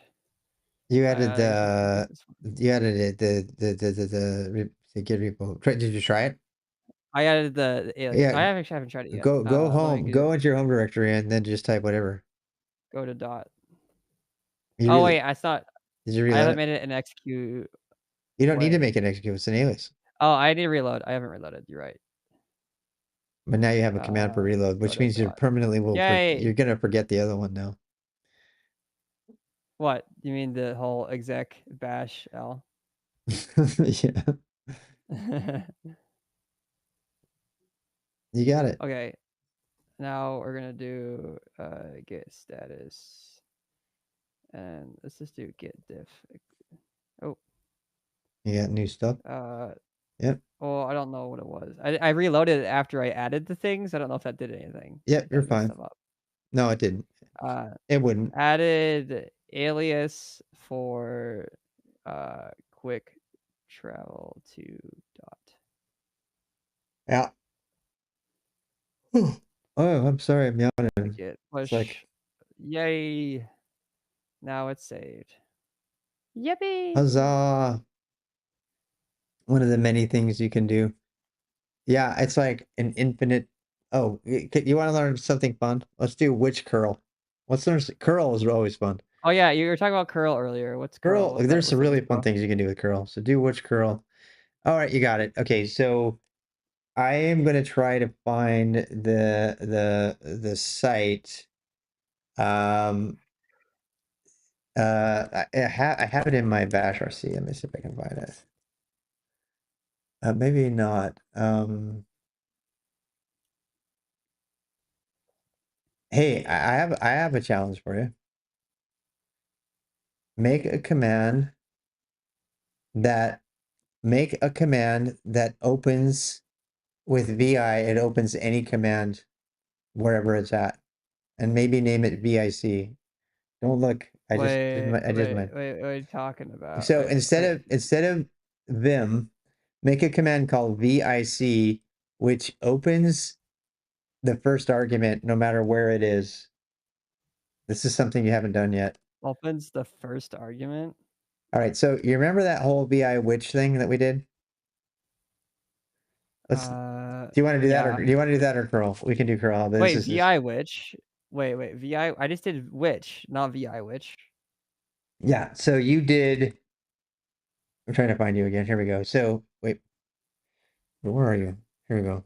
So okay, so you did vi. Wait, you did vi space backtick which space and then the name of the program. Here. Let's go back. Let's redo this. Do you remember how useful it was to be able to just do vi space backtick which space and then the command? Do the backtick. It wasn't vi, was it? I mean, was vi or hello. vim doesn't matter. And then do which and then path, for Oh, vim. example. Yeah, okay. Yeah. Okay, let's try that. Go ahead and just do that for fun. Okay. All right, so now exit out. Now, what if? Okay, so we're going to learn arguments for a second. So I'm making a command That does that. will always do which path. Basically, okay. you take that line and put it in a program.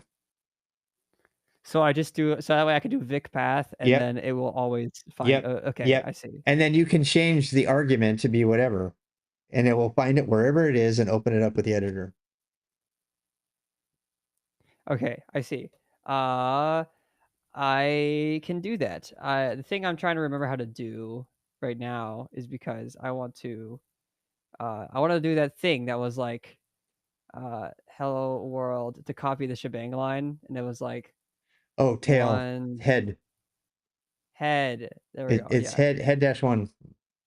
Head dash one and of hello world. And then do bang bang And I bash. go bang bang bash. Yay! Let's go! Yippee! Okay. So now I'm gonna say so. What Vic is? You can do vi space. Do exactly the same thing if you want, except for don't use backticks because reasons. Remember, Yeah. So it's exactly the Vic, same thing you put on the command line. Exactly the same thing. well, let's see. It does. All it does is which.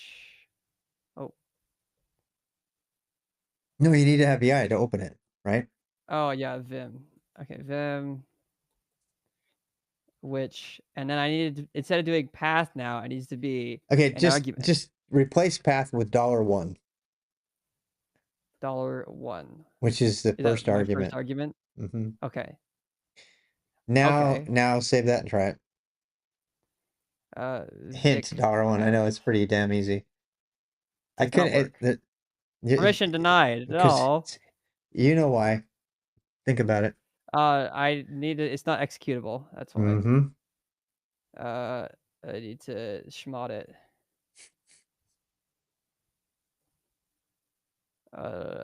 Vic. Okay, is it now schmodded? It is not schmodded. It's not executable still. Is that how you do it? You did it right. Except Still not for executable. you did something wrong with the X. Schmod is a special command. X. Schmod uses pluses and minuses sort of strangely. Yeah, okay. No, he's not using. Don't teach her octal. She's not using octal right now. All right. Octal. Don't do octal, not yet. We're going to talk about that later. Okay, so. Okay, now let's do Vic path. Yay, it opens up. Okay. Now, there's one last little thing to do here. So go back out. Why'd you want to call it Vic, though? Huh? VIC. I don't know why. It's just what I called mine. You can call it whatever you want. It's like, it just opens up, it's just, I'm going to open up that path. I don't know why. Vic VI which. So I put it in there. Oh, I see. Whatever. You call it whatever you want. But one last thing. So go back into Vim and, yeah, for beginners, octal is better, but confusing. Agreed. So no, actually, we want to edit Vic again. There's one last minor change that actually will just make it perfect. So in this case, this is complicated, but it's not. Is it Benny? Okay, is there actually a Benny and V, or is it user Benny and V? think it's user bin. I can't remember. No, I think you're right. Never mind. So when this runs, your program runs in a subshell, right? And that can sometimes be bad because you kind of want the subshell to be the program. So the one slightly, it is user bin env, they're telling me. So change your bin env to user bin env. I think we What? must have got it wrong along the That's what route. I had in all of the other ones. Did I tell you wrong? I don't know. Let's ask my thing. Well, here, let's go. If I go to Hello World, which is the first one we did, right? It's bin Yeah, env. I'm gonna ask my AI. I Can have I mass I edit have user files? bin env everywhere. I don't know why I told you that. I was wrong. I'm sorry. So let's see. Is user bin env better than bin env? I think yours is called Vix. You have Nuix and Vix. Interesting. I like that name. That's kind of cool. I have Nuix. Oh, I have Nuix. It does the touch and the schmod, and then it throws a shebang line in there and starts a new program. And I like Vix. I think I might steal that. I might steal that. we name it That's a great Vix instead name. of I like Vic. Vix. It's like Vixen. User bin env bash better shebang. Yeah. Okay. Wait. Some systems do not have bin env. All of them have user bin env. I don't know why I told you that. I must have been high. I'm sorry. User bin env. It's okay. I'm adding them. What are you clipping? Why are you clipping shit? I have user bin env in every single script of mine, and I told her bin env for some stupid reason. It's okay. Don't Yeah. be mean to yourself. Anyway, so I must have been tired. Instant helium. What, you guys clipped my helium? The video download was canceled. Click here to reload. It won't play it for some reason. I don't know why. I want helium mode mid-sentence. Why would that even be? It might be because I'm doing OBS. I'm sending OBS to RTIRL. Maybe. Is there actually a bin env or is it user bin? I think it's user bin. I can't remember. No, I think you're right. Never mind. So when this runs,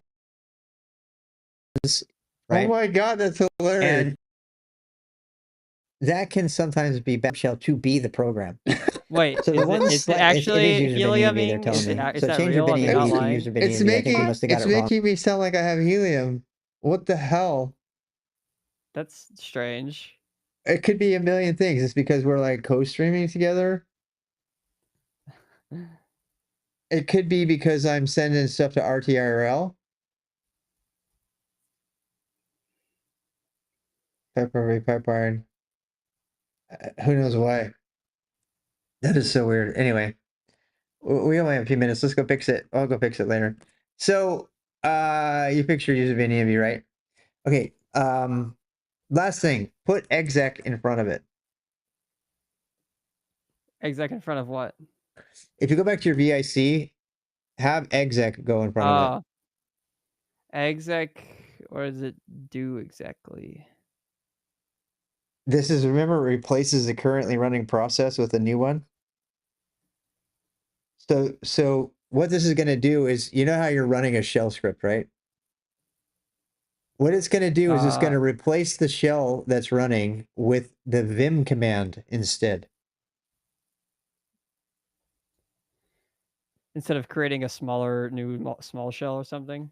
Yeah, so it throws away the shell. So when you run this program, it runs a shell that then runs vim. But when you do exec, it runs a shell that then replaces itself with the vim command.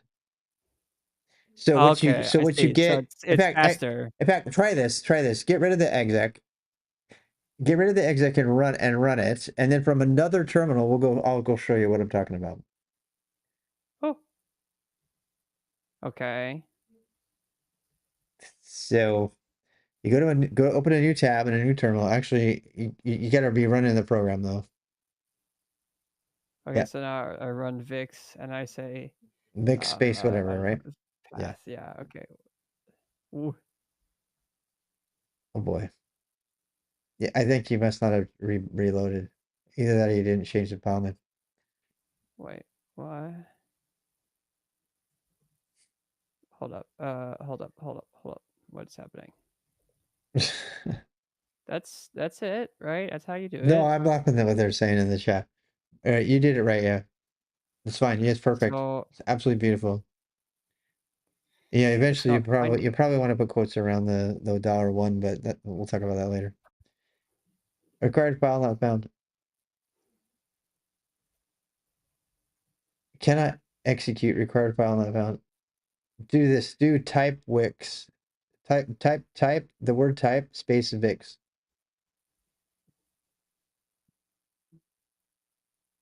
It's hash. Okay, so all right. So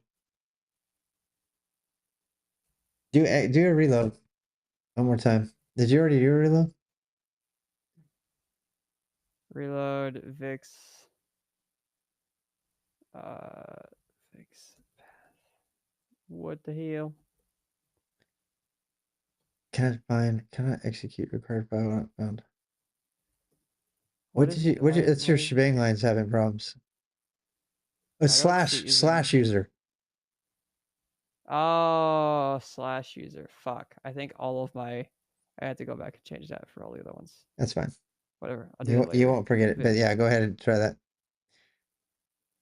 Okay, so now I do Vix path. Okay, and now I sit in a new Okay, tab. now do something watch. else. Yes, now pause. Now in another tab, run. Oh, let's see if you have PS3. Try. Do you have PS3? PS3. One word.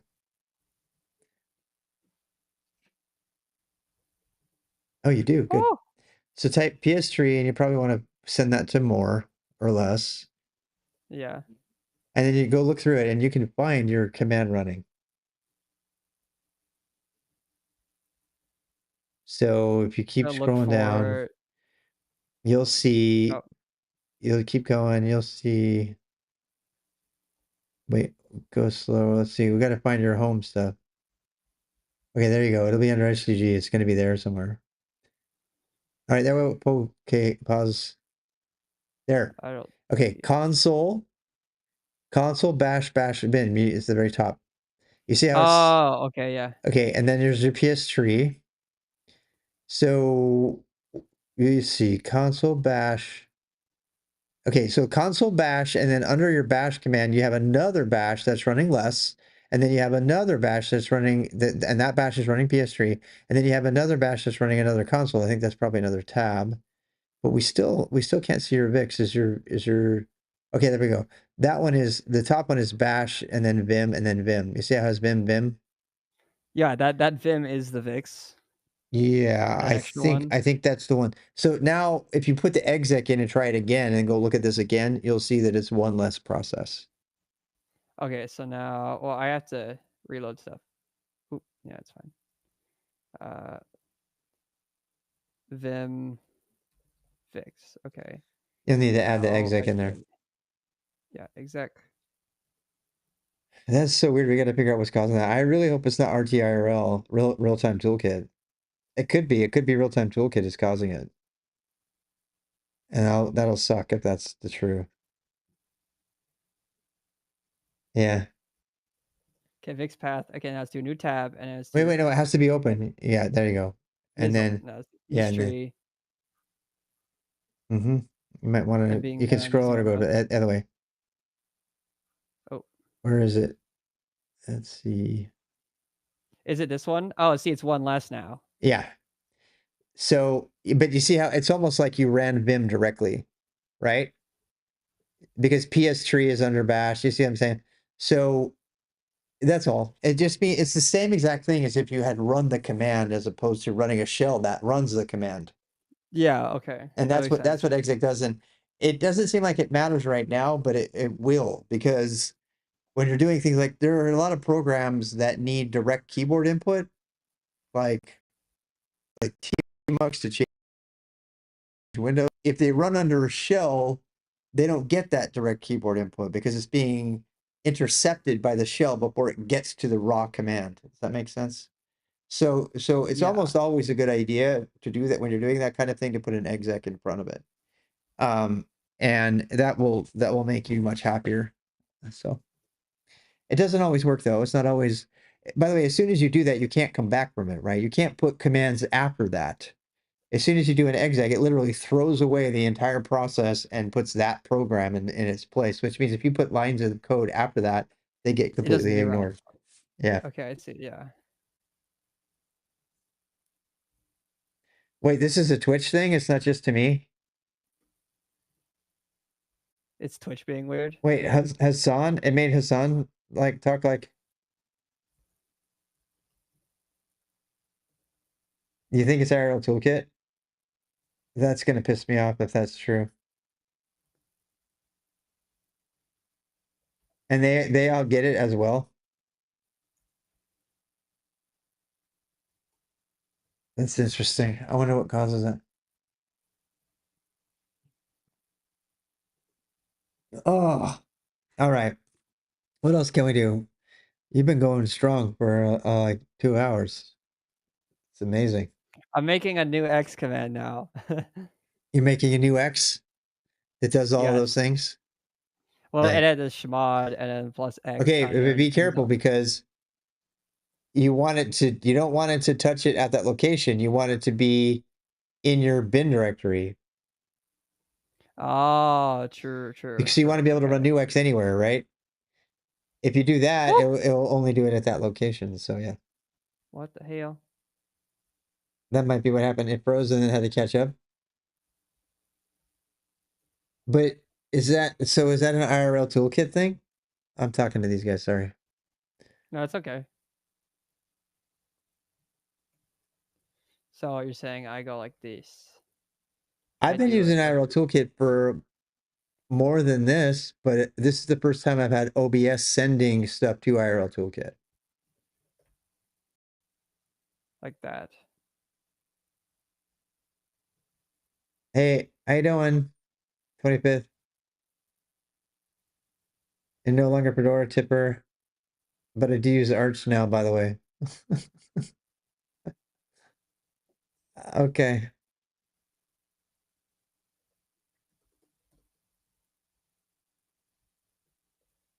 Athena Does doesn't this sound look different, like only a me. good idea? Does this seem like the general idea? Am I a programming tutor on YouTube? Quiet King asks. Kind of. I started a company in 2013 to teach tech to get a job. And I'm just helping Athena learn Linux for fun.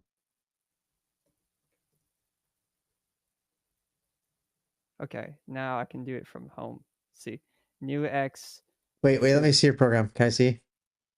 Fix foo. Yeah, the program here. Let me go to it's Okay, one last thing. You remember that exec I told you about? yeah. You can use exec to dump you into Vim, starting an edit session in Foo. What do you mean? So go back to your new X thing. Let's go look at it. Okay, yeah. You need to do Vix. You can just do Vix new X That's true. or that. Okay. Now, all right. So you're creating first. Okay, a couple things here. You don't. Oh, actually, the first thing I want you to do is check your shell stuff with shell check. So close this out, and because you would see you've got a bunch of security errors right now. I want to show you really quick. So check to see if you have shell check. One word, shell check. Nope. All Install right. it. Yeah, please. Yeah, it's it's like a spell checker, but for your shell. Oh yeah. It's everybody who's watching this stream, please shell check your code. I cannot tell you how many times professionally I've had to deal with absolute shit that made it through past peer review because somebody didn't run shell check. Shell check is the single best way to learn how to code shell because it has every single mistake you could ever make documented. So, okay, now run this shell check space, do shell check space Vix, or actually, sorry, you'll need to be in the repo. You're not there, or you could do witch Vix. That'll work too. I see.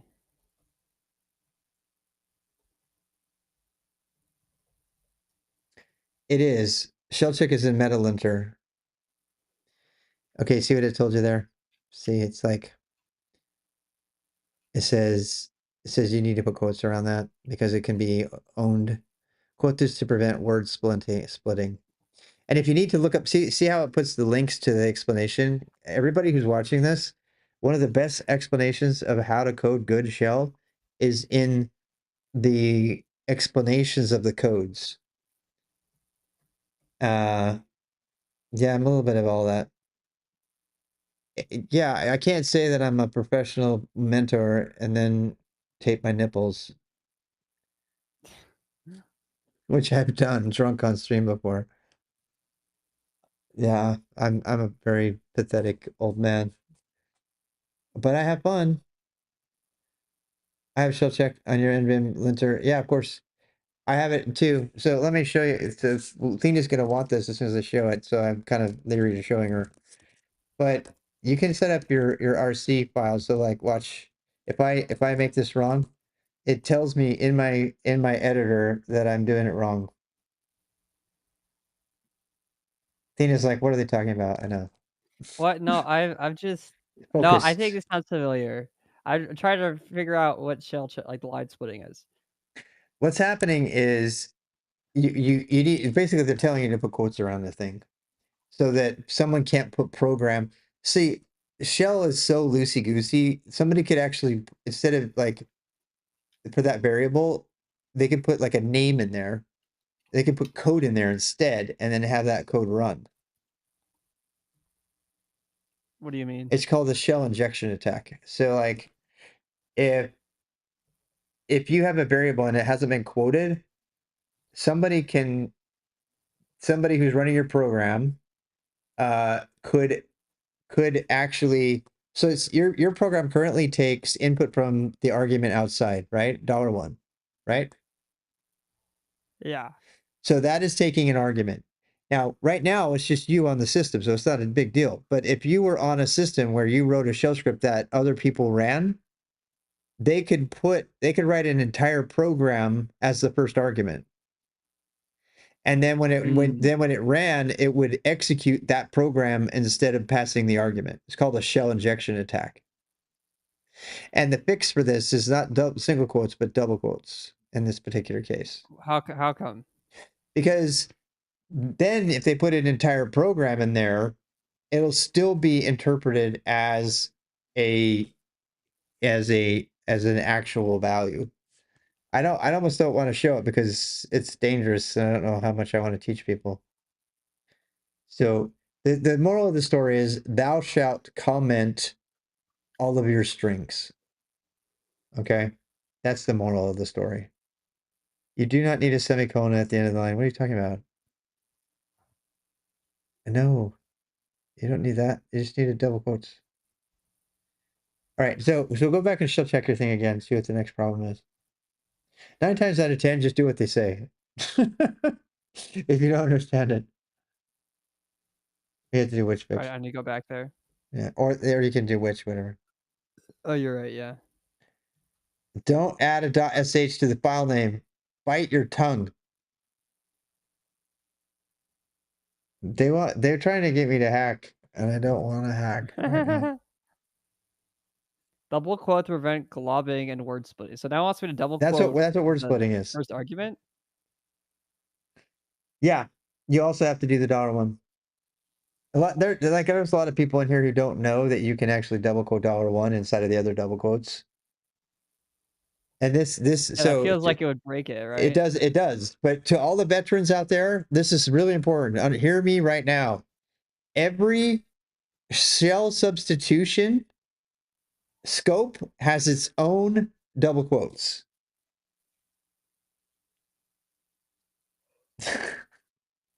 Oh, this is confusing. No, you're fine. Just put double quotes around all your variables. You're done. Around all your So stuff. now it's like It's safe. it exits, so it's like start string and it exits the string and then the argument is here and then Yeah, and it's then it still finishes fine. it. It's just safer. So go back and So now let's do it again. this is why someone There's should nothing have wrong. built Let's go. Passion. Nice.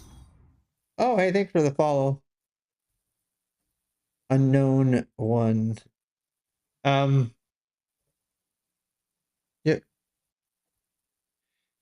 Anyway, just run a spell check on your stuff. Eventually, we'll get to the point where it sees the same problem here. So all they want is double quotes around the entire string. So it's saying do Double quote there and double quote on the end. You have to do double instead of single. Why? I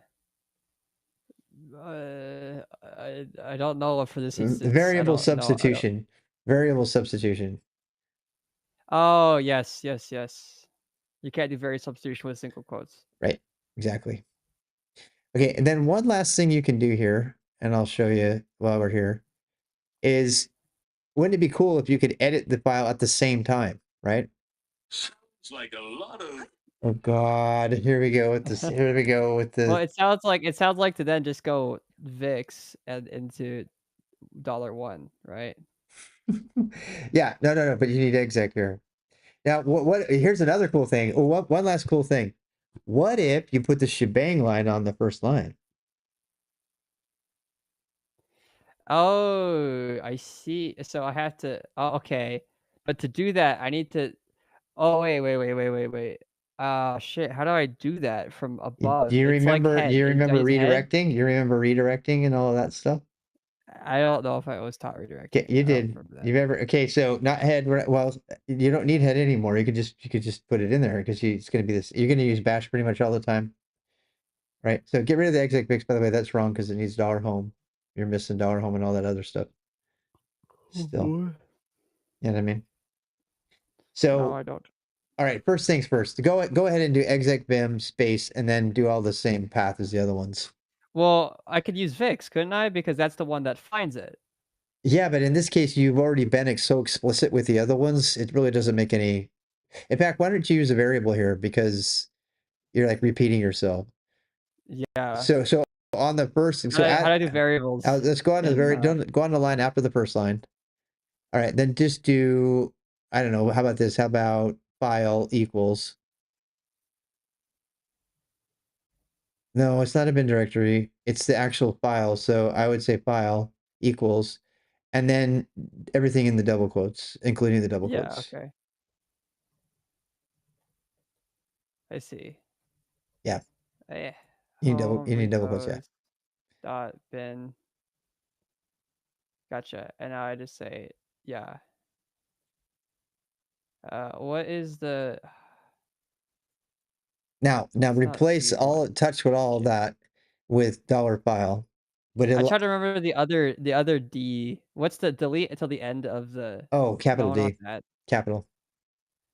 Okay. Capital there D. We go. Wait. Okay. Whoa. I think it's capital D, right? All right. So then, yeah, just change it to $file. I think you can get away with $file without quotes, but you should probably put quotes around it. It's a variable, dude. So you need to put $. Yeah. So there's 2 quotes. I know. It's like, is it really that much savings? But yeah. Apparently this is safer. They'd have to be inside bin if to do $1, guys. Okay, now you can do exec vim space. Yeah, exec. Okay, yes. And then I just do. Okay, and one last thing before we leave this though. So do the file thing. Now I can edit the shebang, put the shebang line on. Yeah, but one last thing for safety that I just want you to do. So go on the first line after env bash and do set space -e. And nobody does this, and they all should do it. Everybody should do it in every script. So go on the first line after this, do set space dash E, and go read the man page about what it does. Okay. Promise you want that. No wait, man set. Okay. No, it's man bash. But it's going to be so What? freaking big, you're going to have to. That might do it. Yeah. Wait, set. Okay, what about this? Set dash E. Nope. Dash E. You can set if you search Set. for dash E, you might have to put backslash dash. There it is. No, that's not it. You need to type. I think it's options. I don't know. This is going to be a hard one to find. Because it's bash. Yeah, it's like a lot of stuff. Why isn't it just where's set? I just want to find set. Yeah. Okay, how does set space? Go read the man page. I am on Windows today. I can't read the man page. No, so just do here. Go to the top of the thing and just type the search for backslash dash E. It might find it. It has to be a backslash dash E. Yeah. Just keep finding it. Just keep N, and we'll see what we can find. Oh, it's N to go to the next one. Hit N. Wait. Get back to work. We're trying. Glitch. So do N and then. Yeah. Okay. Wait. Go back. What was that one? No, that's not it. How do you go back instead of N? Is it Shift N? Yeah. That's read. I want set. Oh, I'm gonna cheat and I'm gonna find it for you. No, you're not. I think it might be options. Actually, go to the top of the program, which you can either redo the man bash or you can just. I think it's 0. The problem is it's got all these other commands, right? So they all have -E options in them. It's kind of a pain. Wait, pause.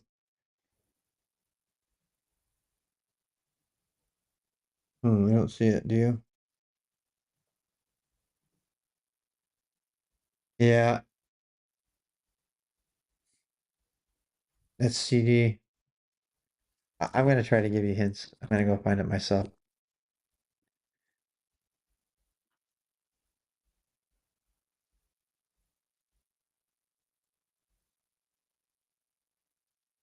Yeah, it's not here. It's not here. Grr. Yes.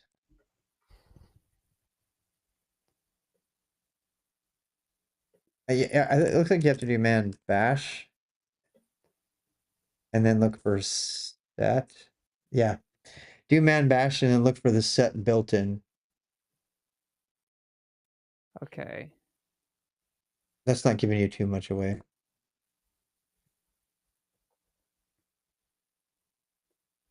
So many things called set. I know. So many times. I know. This is why people don't read the man page. They're like, I give up. You could actually do probably do an internet search and it would come back faster, or AI or something.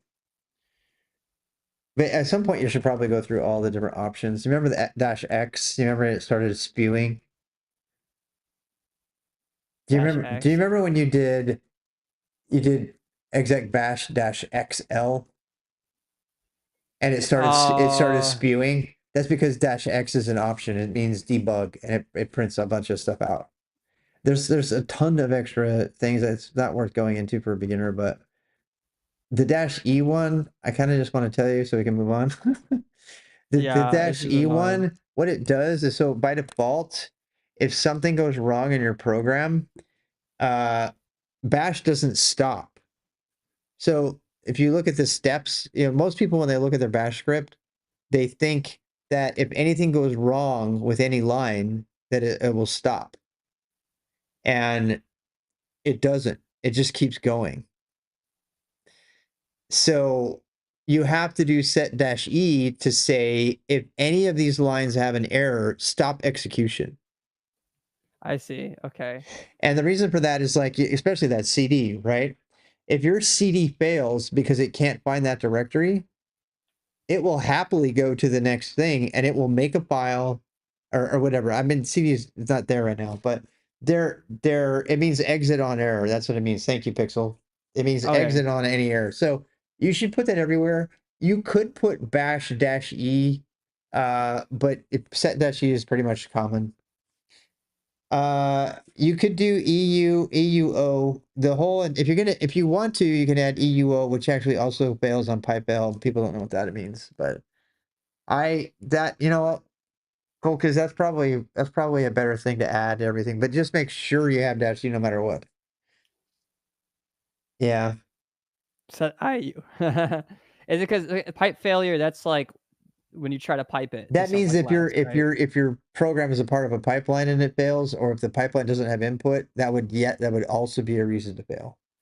So the thing I just have to tell you this right now, Bash, as powerful as it is because it's an interactive terminal, it's a pain in the ass as a programming language, right? Because you got to put the quotes around things, you can't have spaces around the equal sign because it's an interactive shell. You know what I mean? It's primarily a shell. It's not meant to be, primarily used for programming, but people do, right? So because your Bash RC is a little program. And there's a lot of people that would think I'm an idiot for even teaching you how to code in shell as a first language. But I know that you already know Python and you did Java and some other stuff in school, right? So, Yeah. so that's okay. Yeah, the whole freaking bracket versus double bracket thing, which is another thing entirely. So, but yeah, try your new X. Let's see if it works. Always double brackets. Always, always, always double brackets. Yes. It completely blows me away that you continue to find single brackets and double brackets in Bash script. I just can't understand why, other than people did not know the difference. But you don't need to know that right now. We'll get into that later. So, yeah. Yeah. So what am I trying now? The new X command? Yeah, try your new X, but let's add one last thing to it after you try it. So do new X and then foo or something. Type foo. Okay. Now, okay, you see what it did? Look down at the bottom. It shows you what file it's editing. That's cool, right? So now Yeah. you can put something in there and sample it, and then you can run it just right away. The only downside with using Nuix, these guys will tell you, is that you forget to save it in your Git repo later because you just wanted a quick and dirty command and then you forgot to save it. I use tests. Yeah, I use tests everywhere. It's funny, number one, I have never heard anybody use tests before. I use tests everywhere because it's so much easier to read. It's so much easier. I don't even use brackets. In fact, in old POSIX systems, the left bracket is an alias for test. I'm not even kidding. Let me show you. I'm kind of getting ahead of ourselves. You do your thing. I want to show people this, so this is really funny. Actually, let's type. See that? Oh, see? LSS shell. Bin the bracket. It's actually a program. It's a program. Isn't that crazy? It's still there for historic reasons. The right one is an argument, and the left one is an actual program. Which is also, here. It's also, if you do test, you see, look at them. They're actually hard links to each other. Yeah. They're hard links. That's what this number is. The 2 here is a hard link. Yeah. Do you guys didn't know this? This is really fun. See, now we're just talking about how left bracket in old systems is actually a hard link to bin test. So this is ancient stuff, people. Bash doesn't do this. Z shell doesn't do this anymore. They have actual built-ins for this. But if you go back far enough, you'll see that these are actually identical files. They have exactly the same inode. They're the same size. Both of them are hard links to each other. Isn't that crazy? So, all right. So exit vim. Wait, get what? You're doing that. Why are you doing? Oh, you're catting that in there. I don't. How do I add that? Okay, do first two echo. things to Do the beginning? echo. Do the whole echo thing for your string. Actually, that needs to be before the exec. Remember, I told you exec takes over. Oh yes. Yeah, so DD the exec line and then P it after that, Oh wait, P. Yeah. or reverse. Either way, you could have just P'd that there. Yeah, there you go. And okay, now you got to redirect it though. So put another line return at the end of the EO. Actually, no, you have echo, so that's fine. Okay, at the end of that, you're going to do a redirect. Do you remember the redirect? Do you remember the greater than sign thing? Yes. You use 2 of them. You can do 2 for append, 1 for overwrite, Yes. and outside of. So It doesn't matter here because nothing in the file already. yeah, so. right. So and then you need to put the file name.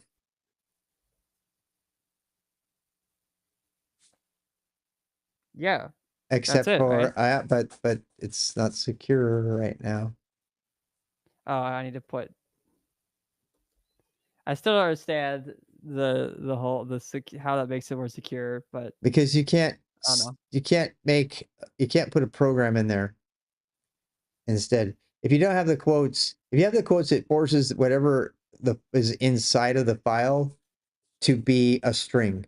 If you don't do that, it'll expand it, and I could put a semicolon and then put an entirely new command there, rm-rf. Okay, yeah. So that's why. Okay, so now let's remove foo, and let's make another foo. Yay! Oh, it took it literally. Uh-oh. Did we put it in single quotes or double? Probably single. So it took the new line. It took the new line literally. Does that mean do I have to? How do I go about? You need to make it -E if you did echo. That tells it to escape, or you can use the printf command instead. Oh yes, you could do -E. echo -E. That says to replace escapes. It doesn't do it by It says to default. interpret. Yeah, it says use escapes. If you use print the printf command, which you don't know yet, it will do the same thing. It's echo space -E, and that'll take any of your escapes and convert them. New x foo. Yay! Oh, now it appended it because it already existed. Yes, which is fine. Maybe. Ooh. If the file already exists, just open it and not append to it. If the file already exists, maybe you just like put a warning that says the file already exists. Do you want to overwrite it? Ooh, absolutely. That's brilliant. Also, it didn't put a line. Oh, the second time it did. I see. Yeah.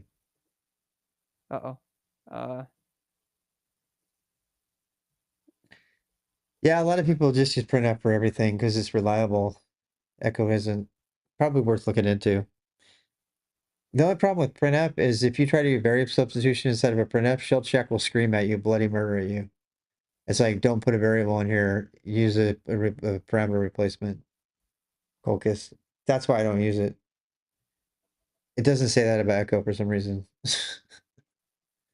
And in our environment, if it fails shell check, it won't even pass you can't even get committed. It'll fail in a PR automatic PR checker or linter thing. So what are you trying to do here? You want an if statement, right? No, I already learned if statements in Bash. Okay, now. so do this. Do if test. We're gonna do test before the rest. Do if space test space -E.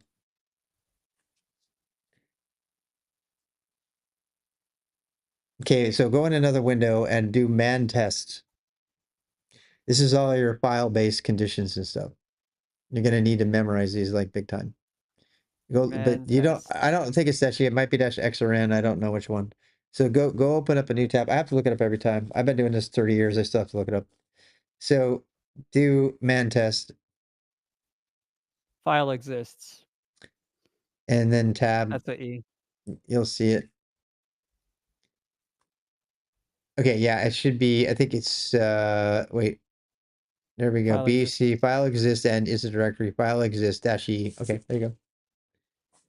Okay, so -E exists.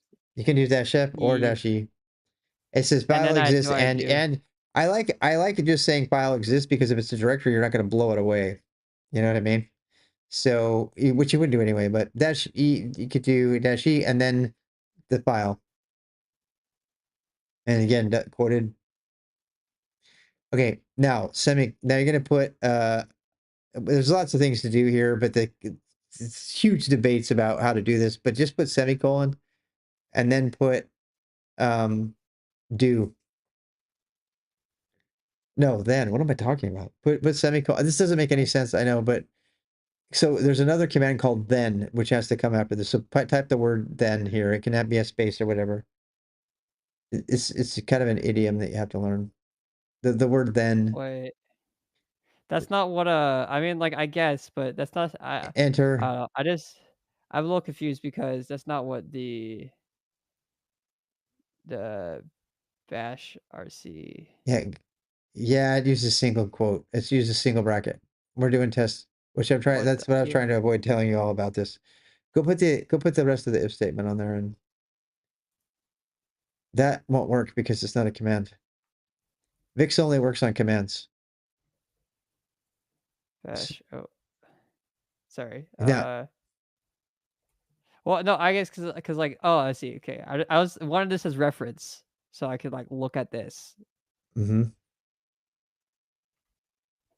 Okay.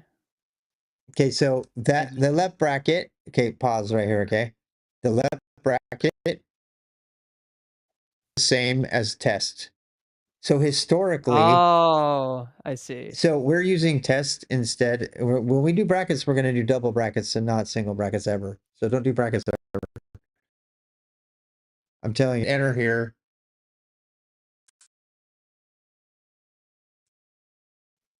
That code right there is wrong. It's like wrong. It'll run, but it is wrong. It's a bash script that's got a single bracket in it, which is wrong. You should be using double brackets. So, and I don't want to get into why it actually has to do with expansion. It doesn't do any expansion at all, other than variables inside of quotes and stuff. If you do the single thing, it's extremely insecure because single brackets in both POSIX shell and bash shell allow all kinds of expansion to happen within that scope, and it creates all kinds of vulnerabilities that you can avoid if you run it through shell check for sure, but you probably want to avoid. So, okay, you need to close your if statement though. So so go on to the next line, and the end of an if statement is the word phi. Yeah, there you go. One last thing, you're not exiting, you're still to go, and you don't need an exec echo. I see that's an interesting approach. I see why you did that, but that's not in this case. You don't want that. In this case, you just want to get rid of the exec. You want to echo the thing, and then you want to exit one so that it exits with an error. Oh, there's a lot of stuff to cover. Hey, Tanipa. Oh. So after this, exit one. Exit space one, and that'll change the return code to be which will indicate that your program failed. So that needs to go after the echo line inside the if statement, exit space one. So that says okay, yeah. Exit with return code of 1. In Unix, and it was weird, but in Unix, the return code of 0 means nothing. It had no errors. And an exec of 1, a return code of 1 or any integer is something was wrong. And the reason they did that is so that anciently they used to have different error codes depending on what the number was. And they don't have that anymore. File already exists. Yay. Yay. So that way it'll help you out. Wait, why is it doing all of this other stuff? What the hell? Because you got something wrong with your set statement. There's something going on with your set statement.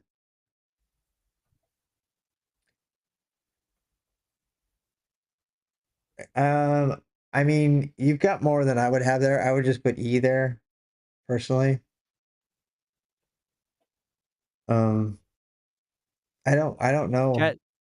Chat says stuff about using U and O also did some I saw that, and I don't ever do that. I just do that. I probably should use the other stuff, but I don't.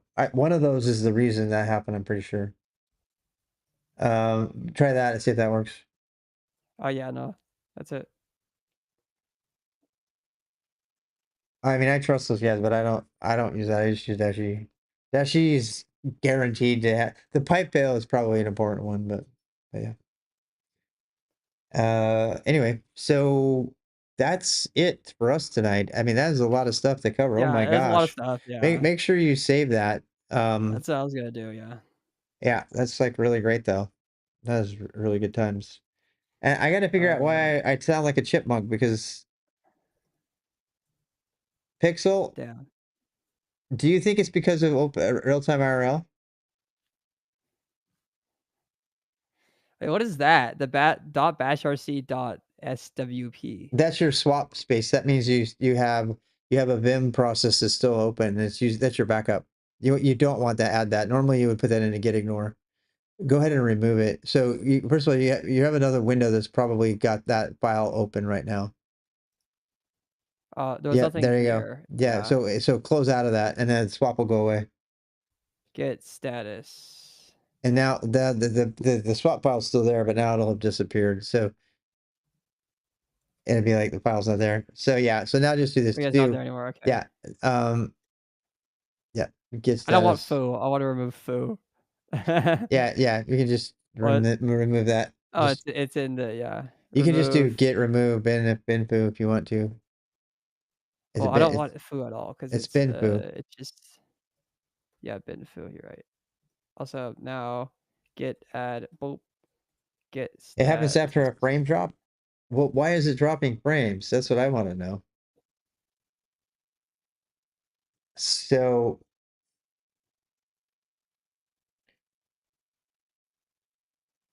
interesting. I don't really care about the hello world files. I have been getting frame drops, you guys. I have been getting frame drops, and that's what's going on. Okay. You see right on my screen, I see that I've had 1,953 frame drops.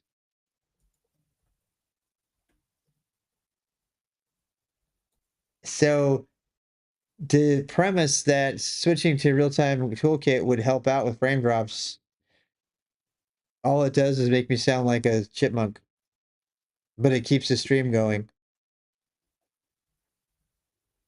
So it looks like I still have to address the frame drops issue. What was happening before when I was dropping frames? We were losing the stream completely, right? So it's I either sound like a chipmunk or I lose the whole stream.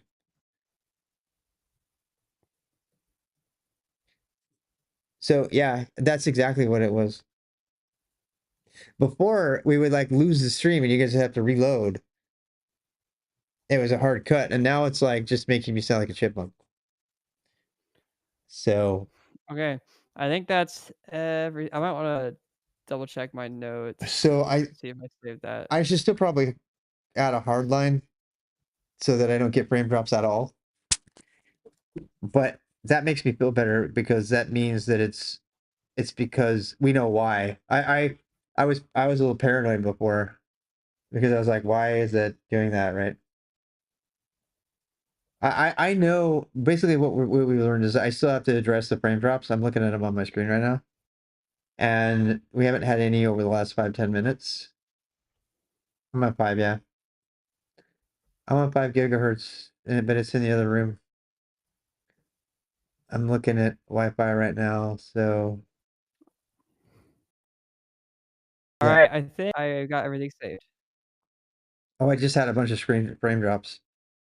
Like bad frame drops. Like seriously bad frame drops just happened. Oh, oof. All right, let me switch to the 2.5.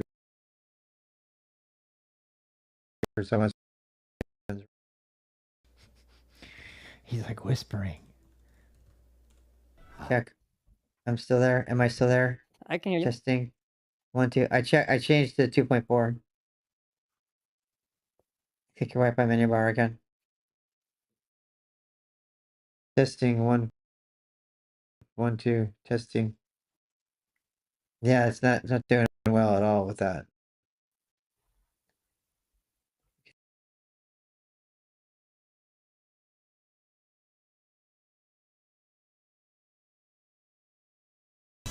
I swear I didn't shake it. I did not shake it. I did not shake it. I did. I sound like a Smurf. Check 1, 2. I sound like a Smurf. Drop frame 0. Drop frame 0. See the signal strength. I reset it and it seems like it's not dropping as much anymore. For some reason, like rejoining. That's interesting.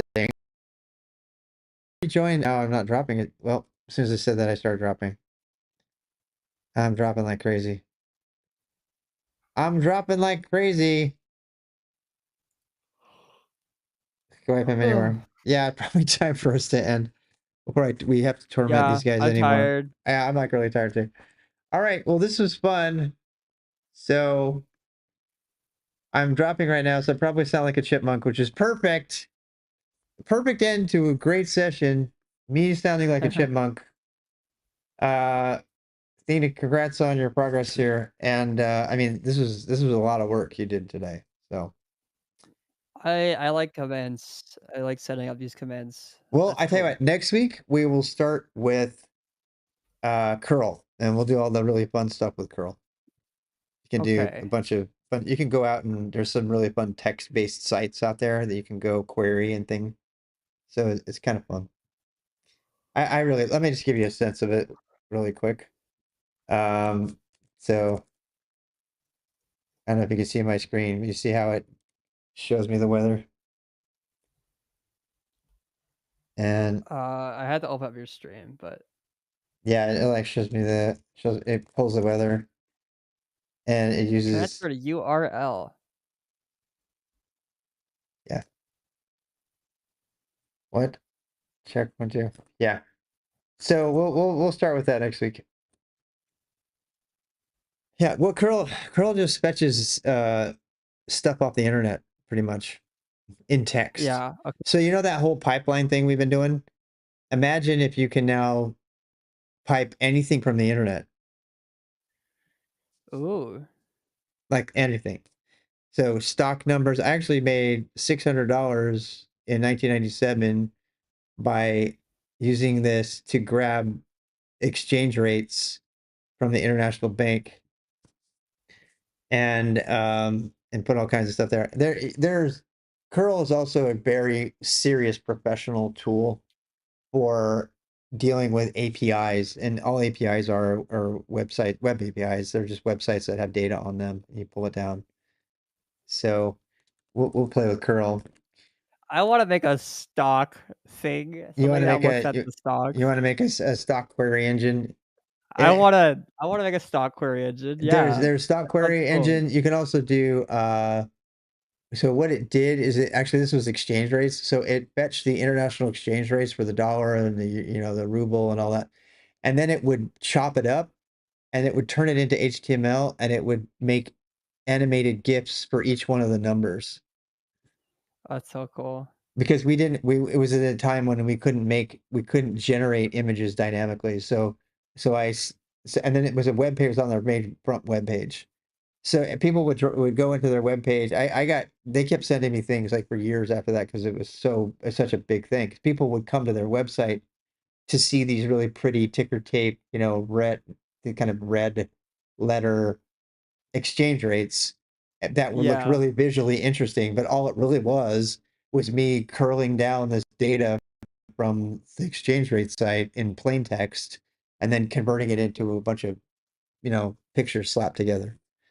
And they thought it was the coolest thing ever. And, I made like $600 in a weekend because, and that's it's fun. It's fun to do that. It's fun to do that for yourself. There's like entire databases of Pikachu data. There's like, you know what I mean? I guess like There's a simple thing could be like a population counter. oh, hell yeah. That's like they're all the weather data all over the world. There's so Bellum is the king of this. Bellum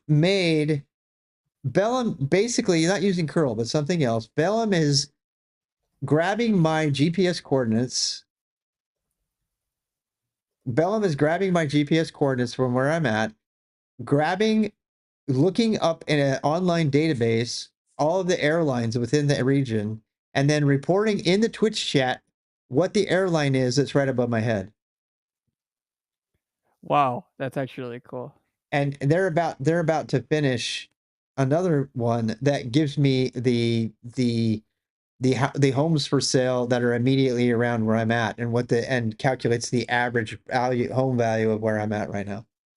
I don't have the plain bot on right now, but Yeah, these are the kind of things I want to learn how to do. So it's like it's useful, and I don't have to pay for it. You it's know, just it's like really a fun. Yeah. software that I have. I I think just have Bellum it. should win an award for his plane bot. This is the only stream on all of Twitch that has a plane bot, period. And it's open source. Bellum made it so anybody could use it. I've been saying forever, I think Bellum should present it in the tech branch uh, of TwitchCon because it's just so freaking cool. It's just amazing. So anyway, Curl Woman didn't work for you? Oh, sad Because you day. need to alias it. That's why. Put it in your aliases. There's actually, just to kind of send you down the rabbit hole if you want to, go check out this site, um, wttr.in. So WTTR.N. .in, wttr.in. The heck is this? Oh. Oh. And there's Uh-oh, like, that's where I live. this is just, oh, we doxed where you live. That's okay. I've been doxxed. Yeah, but it's not like the exact location. It's kind of like generally. Yeah, that's true. But there's like, there's so I actually have a quote. It's called Igor Chubin is a god, because there's so many amazing things here. That's just like one thing. Yeah. You pull that into my mod on login. Did you really? Yeah. Yeah, I just do weather here. I just pull one part of it down, but you can do like a whole thing. There's the entire first actually not all of it, but there's a big piece of Star Wars that's been animated online in ASCII that you can go get. It's kind of fun. So, all right, calm down. Stop stroking Bellum's ego. Why? Bellum deserves it. All right, we're done. Who should we go raid? Are you gonna raid me, and I then don't I'm know. gonna go raid somebody? Yes. So before I stick, I'm sounding like a chipmunk. Yeah.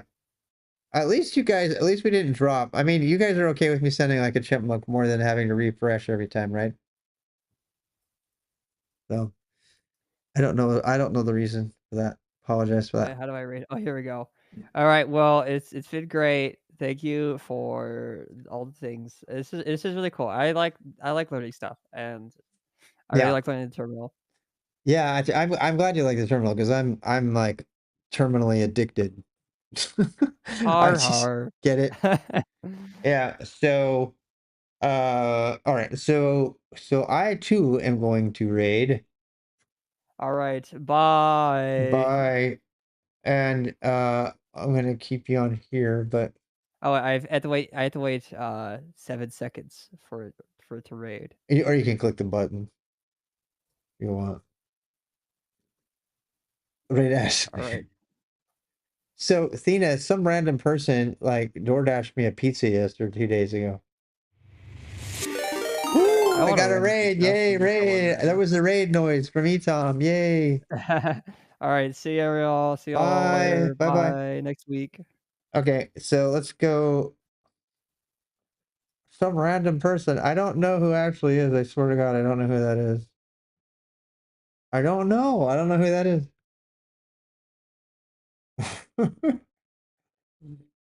DoorDash Chunky. That's what I thought, but I don't know. Who are we raiding? Guys, find me somebody to raid. I know not who to raid. I think I have too many streams going. I think that's why I'm dropping packets. I've got like 5 different video feeds going on. I think that was the reason. You know, a lot of randos. Yeah. Okie dokie. It could have been Mark. Mark's just trying to lead me on. I don't know who to raid. This is the problem with raiding. I never know who to raid. Random DJs. Hey, they're playing Max Headroom. They're playing Max Headroom. Swing.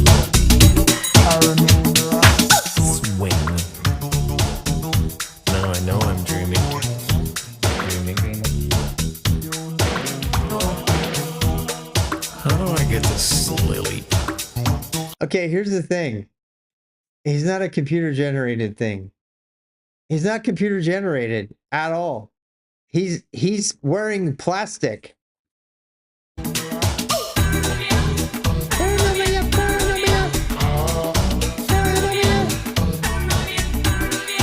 How do I get to sleep? Please let me sleep. Poetry. That'll work. Come, sweet slumber, and shroud me in thy purple cloak. Doesn't even rhyme. Is that my tea's made? I can't stand tea. Tea.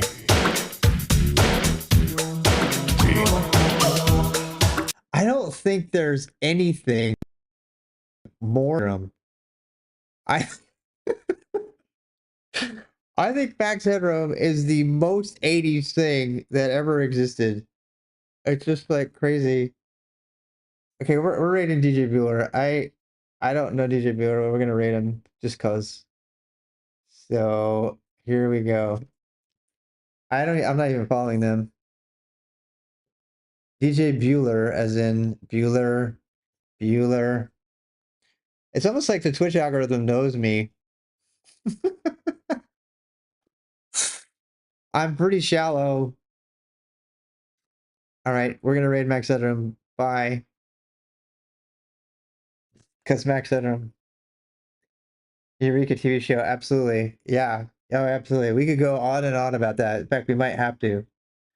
Yeah. Bye, everybody. Say everybody hi. Tell them hi for me. Happy Harry's High Club. How do I get to sleep? Trust me. We're quite safe here. Trust me. I have to stop streaming now because it's gonna ruin my video on YouTube.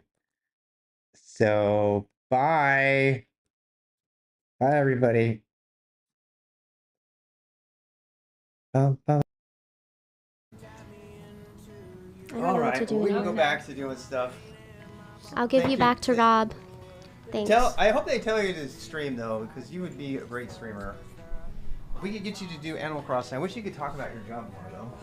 I mean, I could, but the thing is, some of the kids that I work with might be on Twitch. Oh, they probably are on They Twitch. probably are because they're like all like super tech Yeah. savvy because they're Yeah. like on the spectrum too. Well, we've been trying to figure that out because you do work with people on the spectrum, right? Yeah. Ooh, those flowers smell very good. You know what I think it is? I think it's actually these because I think the wind is going past the flowers right here, and it's like conveying all the scent from the flower, and then it comes to the end and it's like all gathered up, ready to go into my nostrils right there. That is how the smell of the flower gets so strong as it gets kind of baked on the stone here, and it comes to your side, comes to like down there, and then hits your big old German nostrils, and you're like, fuck yeah.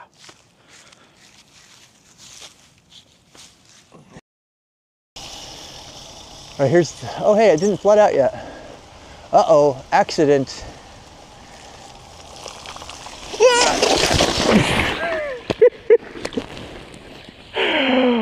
I'm okay.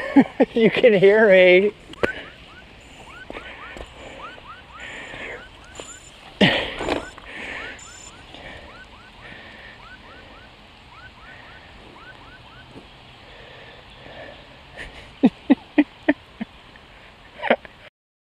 The podcast with T Siding